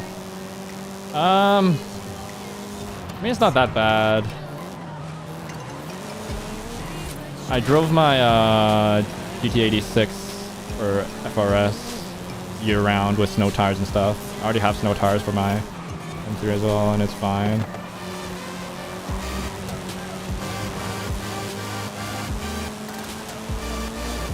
I live in BC, and like it's like south side of BC. That's where all the towns and stuff. And it's like generally fairly mild. The snow. Hilarious. Every year the mayor comes out after like a week, like a bad snow week, and then like every single time when there's slightly more snow on the ground, like everything grinds to a halt because nobody buys snow tires, winter tires. Everybody's just still on their all seasons and stuff, so then like the highways are blocked from all these people that don't have winters, and then it's like always slow to clear because like the government hasn't like invested in, you know, more snow plows and stuff like that. And every year after like a week or 2 weeks worth of that kind of like bad time, and everything's blocked and slow and everything, mayor will come out and be like, well, this will never happen again, and then next year it happens again because no funding gets approved. And I'm not saying that you're supposed to get that funding. I think what's supposed to happen is people should be getting winter tires. I think everything would be solved. But to be fair, winter tires not going to stop stupidity of people on the road. They just drive like a maniac still, slide into each other.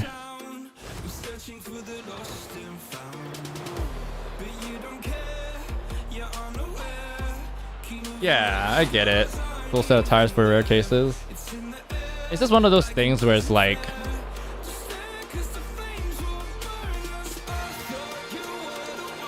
I don't think the people that are refusing to buy winter tires are the people that can't afford it or are confident in their driving skill. In my mind, it's just people that either A, don't know about like this thing called a winter tire or whatever, or is B, just too lazy to do it. Those people are the worst because like those are also bad drivers more than likely.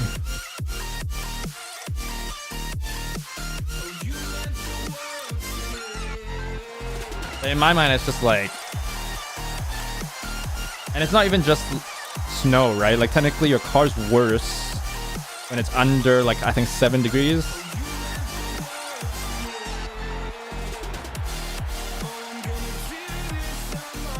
Under 7 degrees Celsius is when like the switchover point when like all seasons are worse, become just worse overall than winters.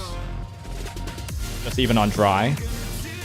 Actually, no, I don't think it's on dry, but on anything like slightly wet in the rain and all that kind of stuff. And dry performance becomes comparable, I think, at those temperatures. So it's not even just like for the snow specifically, right? Then P4S is king. P4S is still just a summer tire though. Not even an all season. I want those. My car would have come with those, but I lost the tire lottery and I ended up with P0s for Rallies instead in the car. As soon as I go through my first set of tires, I'm changing them to P4S. Mainly not just because of the better performance, but also because the P4S is more square and doesn't bulge out as much. So it allows me to run spacers without having to mess with my fender liner without scraping it. I can't wait for that. Me moving to the States will actually help quite a bit because I'll end up driving back to Canada more often. It's like a long trip. 3 hours each way, so I'll put some wear and tear on it, hopefully.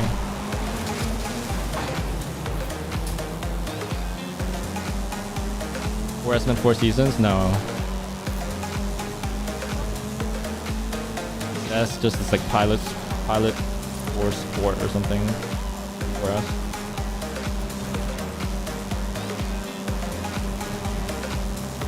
PS4s, I think that's what they call them.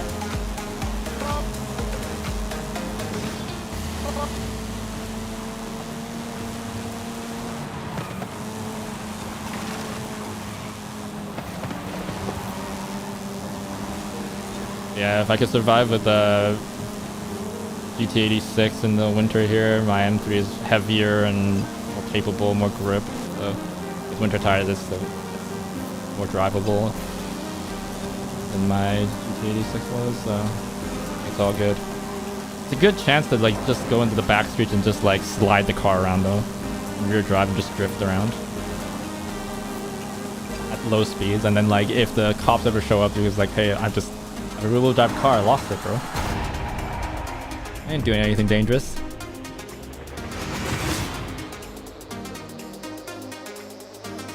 Winters do increase fuel consumption. Okay, funny thing. For my cars, for performance cars, it's opposite.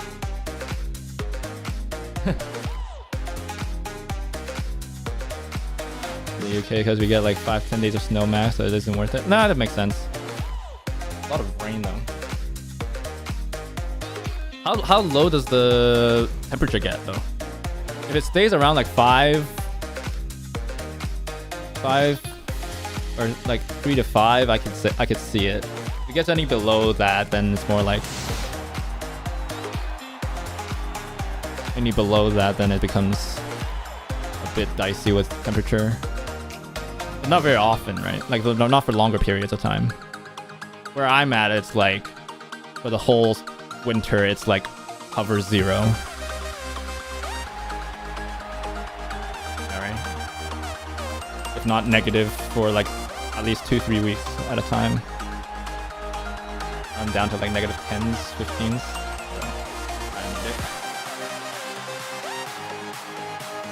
I support all seasons. I see. Yeah, 4S is a different thing. Your pilot support all seasons are a different line.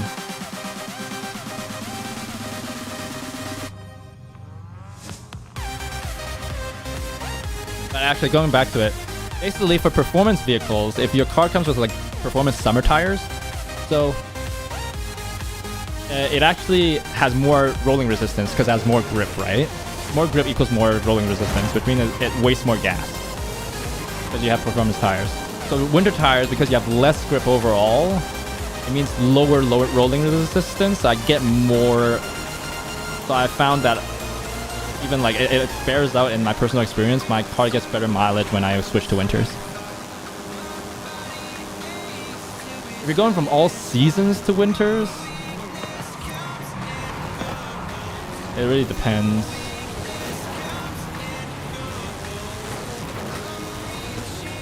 So if you have all these like, you know, like low rolling resistance tires and stuff like that, you gotta...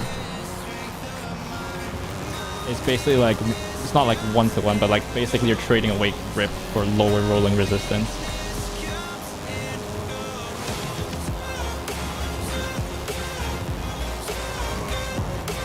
Daily in a performance car? I mean, I don't have a daily. My daily is my M3 with performance tires. In the same way that if I got the 911, that's going to be my daily.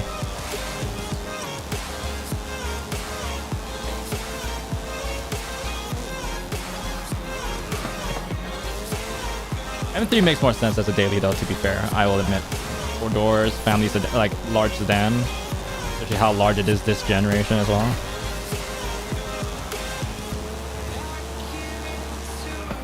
But again, I've lived with my GT86 as my only car for a while as well. For like 7-8 years, so.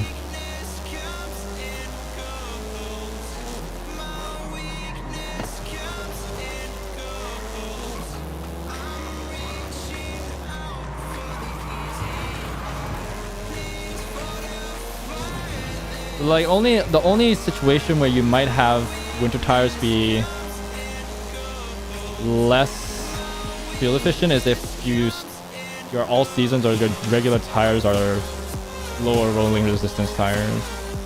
I mean, like modern cars are getting there because everybody, as part of selling their car, they want their car's mileage to be better, so they spec OEM tires that are lower rolling resistance, which helps their numbers during like testing.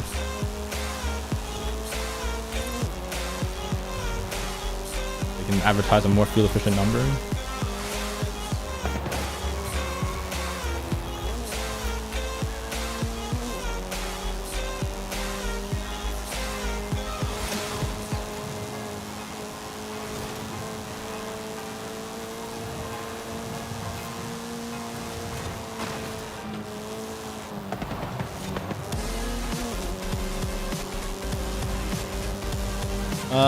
If I had the money, would I upgrade from M3 to an M5? No. Because I require manual. I will never upgrade away from a Max.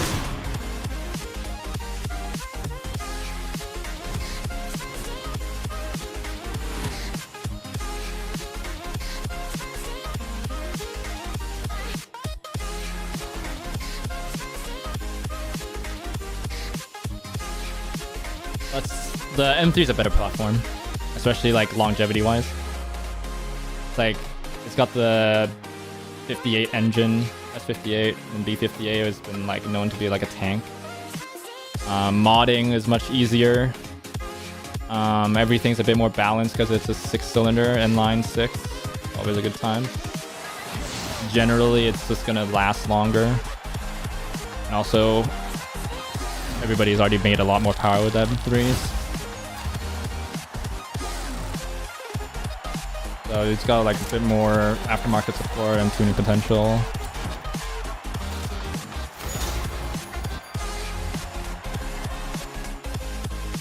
Isn't the automatic higher horsepower better?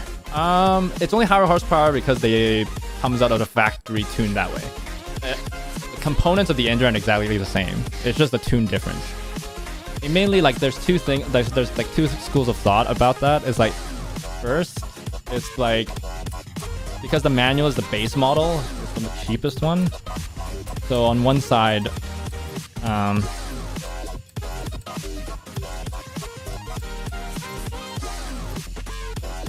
they were trying to detune it so that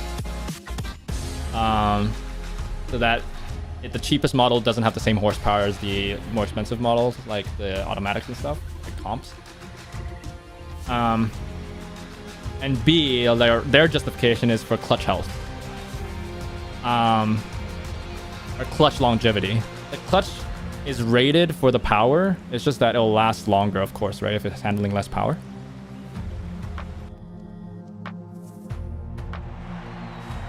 Yeah, I find it's fun. Like, it makes my daily commute more fun, so I still enjoy it. Rolling through the gears myself. Like, of course, like, I'm definitely I'm not pushing as hard, right? But anti-theft is well true. Higher horsepower tunes.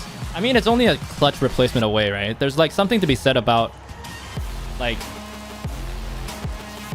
some people even say that the manual is like technically better for high horsepower builds because you don't have to rebuild because like at high horsepowers you're gonna have to like upgrade the transmission regardless, and upgrading the auto is more costly than upgrading the manual, the high horsepower stuff. But once you get that far, then you're probably looking for extra performance, which means that you're probably going into some type of sequential gearbox anyway at the drag strip or whatever. There's something to be said about manual being easy to upgrade because it's just a clutch change away. Handle the really high horsepower stuff.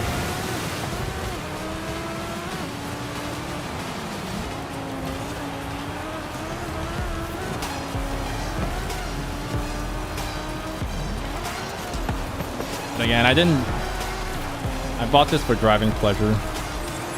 Just like to have fun while I drive and commute day to day as well. Can't imagine. I like for a month or two, I ended up, my dad went back to Hong Kong for like 2 months and I had like car sat. What the heck's going on? Okay, weird. You just lost focus on the app. I lost sound. But so I ended up driving his Tesla Model Y for like 2 months. He just left the car with me. I was like, oh, why not save some gas? Dude, it was so dreary in the morning. It's like commuting back and forth from the office, bro.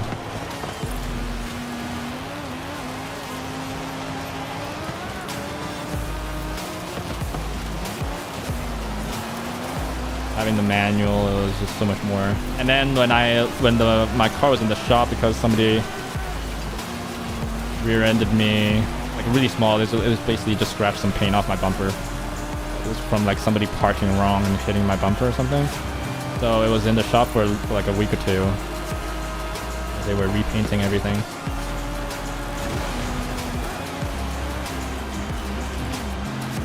And during then, I got a rental, which was just a regular automatic, and that was still also completely saddening for me.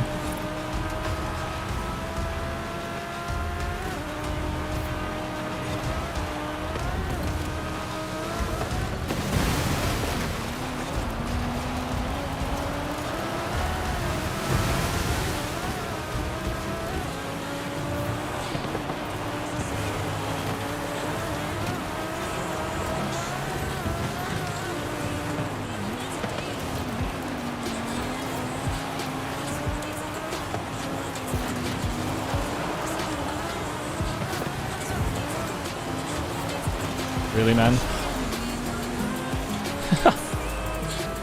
I knew he was gonna go for the bump regardless there. God dang, man. Got the pass clean, too.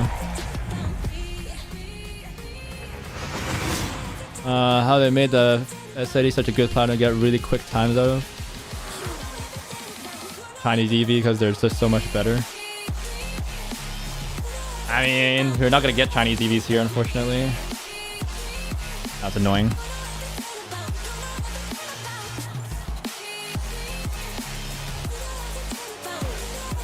It just wasn't fun. It was so boring. It was like a good A to B device. I can't.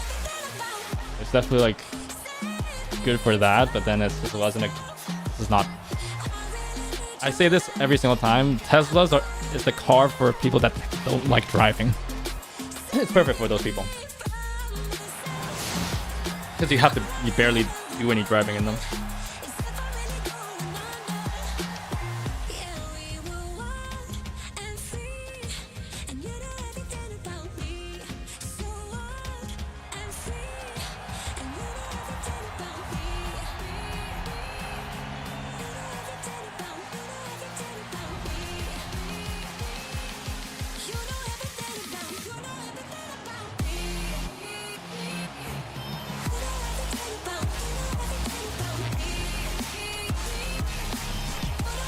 It depends on the car. Yeah, I mean, I've also heard that like the engine pairs better with the car was definitely designed with that. Whole powertrain definitely is more integrated and the engine works better with auto. It's a better car, I would say. So I wouldn't say that the manual is a better car in any way, but what I can say is I think that at the very least the manual is more engaging to drive day to day. Is all I really cared about.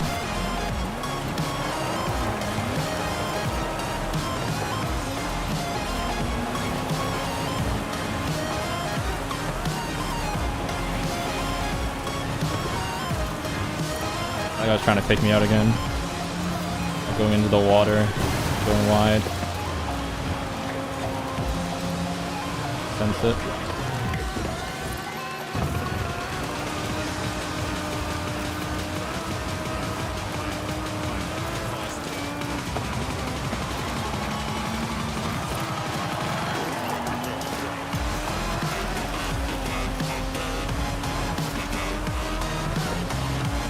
I'm not gonna make that mistake again. Get away from him. Made too many mistakes last race and made it closer than I should have been. Concentrate a bit more here.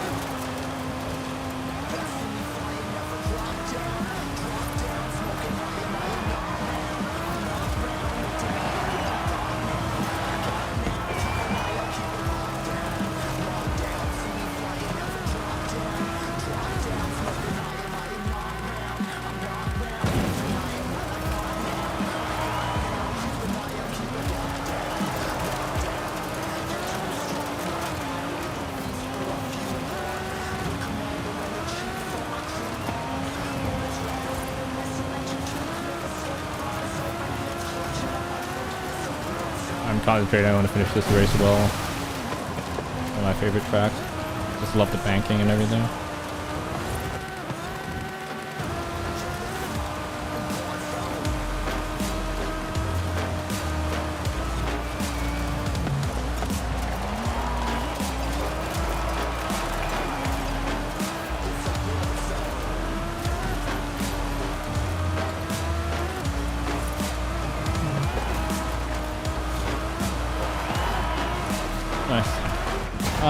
Your favorite car for the low tier businessman to go 10 to 15 over on the motorway.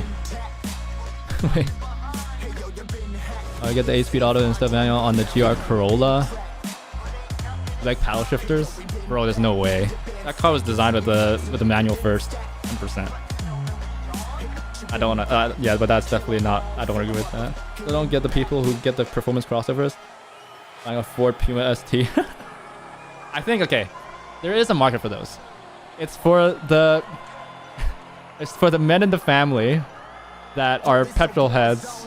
They can only afford one car, and their wife needs a family car, like an actual practical one, and then refuses to allow him to buy anything else. So at the very least, you get like a sort of nippy engine that makes stuff a bit more fun.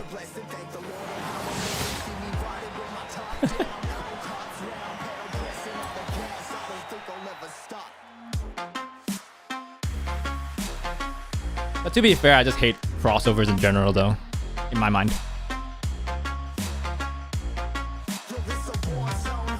Given that, like, the only reason that I feel like crossovers should be the choice is if, like, you need assistance getting in and out of the car.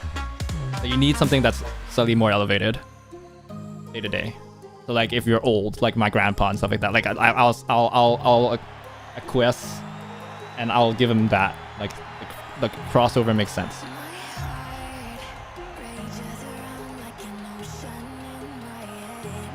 I don't want to buy 911 True. Puma ST is not like 911 money, though, to be fair. But yeah, so like I feel like anytime you can, you're definitely like you're better off with a hatchback.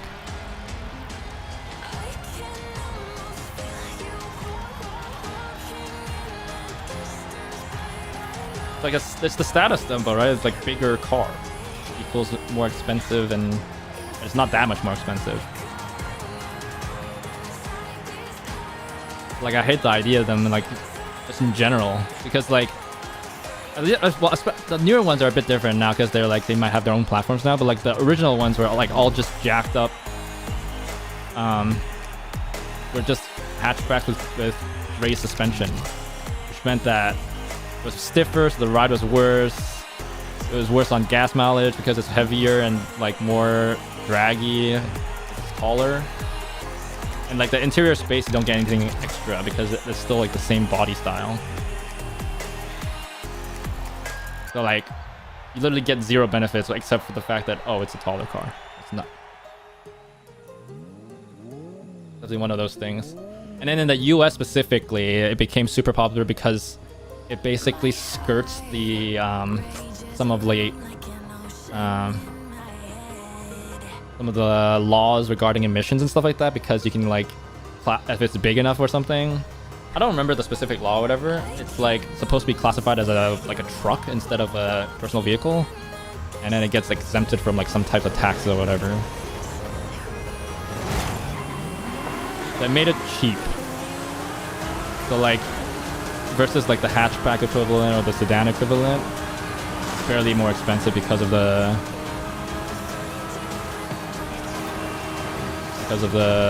like qualification loophole or whatever.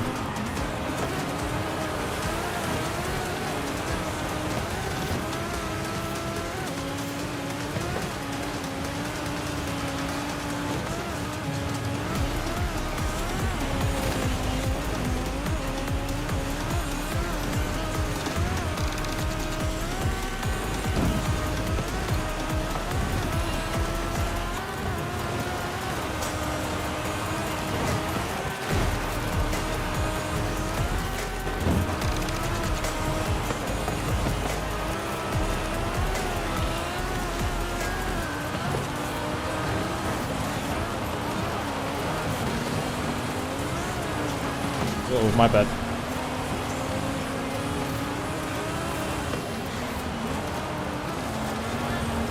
Oh, nice driving.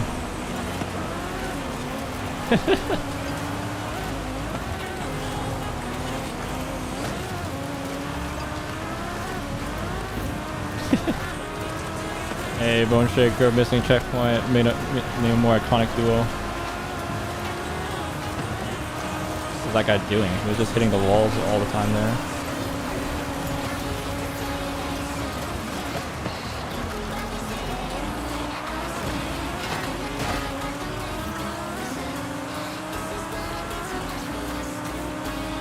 Oh, their bigger cars are cheaper to make. Yeah, exactly. The EV crossovers just look disgusting. Okay, so EVs, there's a different issue, right? Because it's like the preferred way, and like I generally agree with this, is that you have the whole bottom of the car be the battery pack, right? So crossovers actually make a lot of sense because like the car might look taller, but like the extra space is just taken up by the battery pack, right? Because if you do like sedans, like lower cars, you end up with, unless like you have to do some interesting stuff where like you have to like split up your battery pack so it's not just a flat piece, because or else basically your knees will become up higher when you sit down. So if you don't like a sort of laid back position, you want to sit straight, there's no way for that to happen. So like in an engineering perspective, the crossover EV makes a lot of sense to keep things simple. And then there's like ways that people can split the battery pack and stuff like that to make it so that it gives room for the leg room and stuff like that. That's also my last race, so even though it's an S1, I gotta get to sleep. 3:16 a.m. But yeah, but they do look bad. I think crossovers just don't look good. That's the saddening part, is like all the like luxury and good brands that are doing the crossover thing now. Like the new, like what? True, yeah. I mean, like even I'll give Tesla some credit. Their Model 3 packaging wise, they made it somehow not fall into like that. Like there's ways to engineer out of that problem, but then it's just harder. So I will give them some credit. Like Polestar's another good one that like they like keep the crossover type body style, but they designed it well. But then there's like so there are people that can do it well. But it's like I see like the new Ferrari. Have you guys seen the new Ferrari EV? It's apparently going to be a crossover as well. It's going to be SUV, electric SUV. Bro. Oh, they already went into the SUV space, but like I thought their first EV would be more performance oriented, family oriented. I guess they want to sell more of them. Yeah, crazy, dude. All that money, all these big companies, they can't figure out how to make these EVs look good. And the worst part is, why are they using the Capri name, man? Like, why? Leave that name alone, man.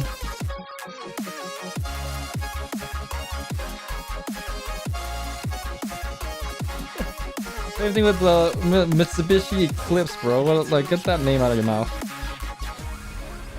Mustang Mach-E as well? What the heck? Screw that stuff. Anyway, cool. That's gonna be it for today's stream. Thanks everybody for watching. Thank you to the people that played Dante, Alphatar. Really appreciate you helping me rid the meta abusers. So the one there. But overall today was 2. Oh, the last one we had the Bone Shaker, so that's 3 total. Last playlist. But cool. EV Explorer. Let me see this. Ford EV Explorer. I can get behind this a little bit. I mean, an Explorer like this is like in the futuristic vibe of Explorer. It makes sense. It's like if I think Capri, I don't think, you know, crossover. I think that's the problem. It's the expectation that the name brings. Same thing with the Mach-E. And like the Eclipse. Like, why are you guys reviving these quintessential historical vehicle names for crossover? But yeah, ciao. So on the promotion, thank you guys. But yeah, hopefully I have good news soon. It's probably not going to be immediately from tomorrow, but hopefully we get some decent news in the next couple of weeks or months. But yeah, with that said, hope you guys have a great rest of the day, night, morning, afternoon, wherever you guys are from. Just have a great day in general, and I'll see y'all next one. Take care, stay safe. I guess the special thanks goes to Zach Will Attack 11 earlier for the follow on Twitch. I hope you see you around. Thanks for the support. Thanks everybody for dropping by. Hope you guys had fun. I certainly did. I love yapping and chatting with y'all. Always a good time talking about cars and all that kind of stuff. So yeah, I'll go get some schlep. Have a good one, guys. Hopefully everybody has a great rest of the week as well. Bye. Genshin tomorrow.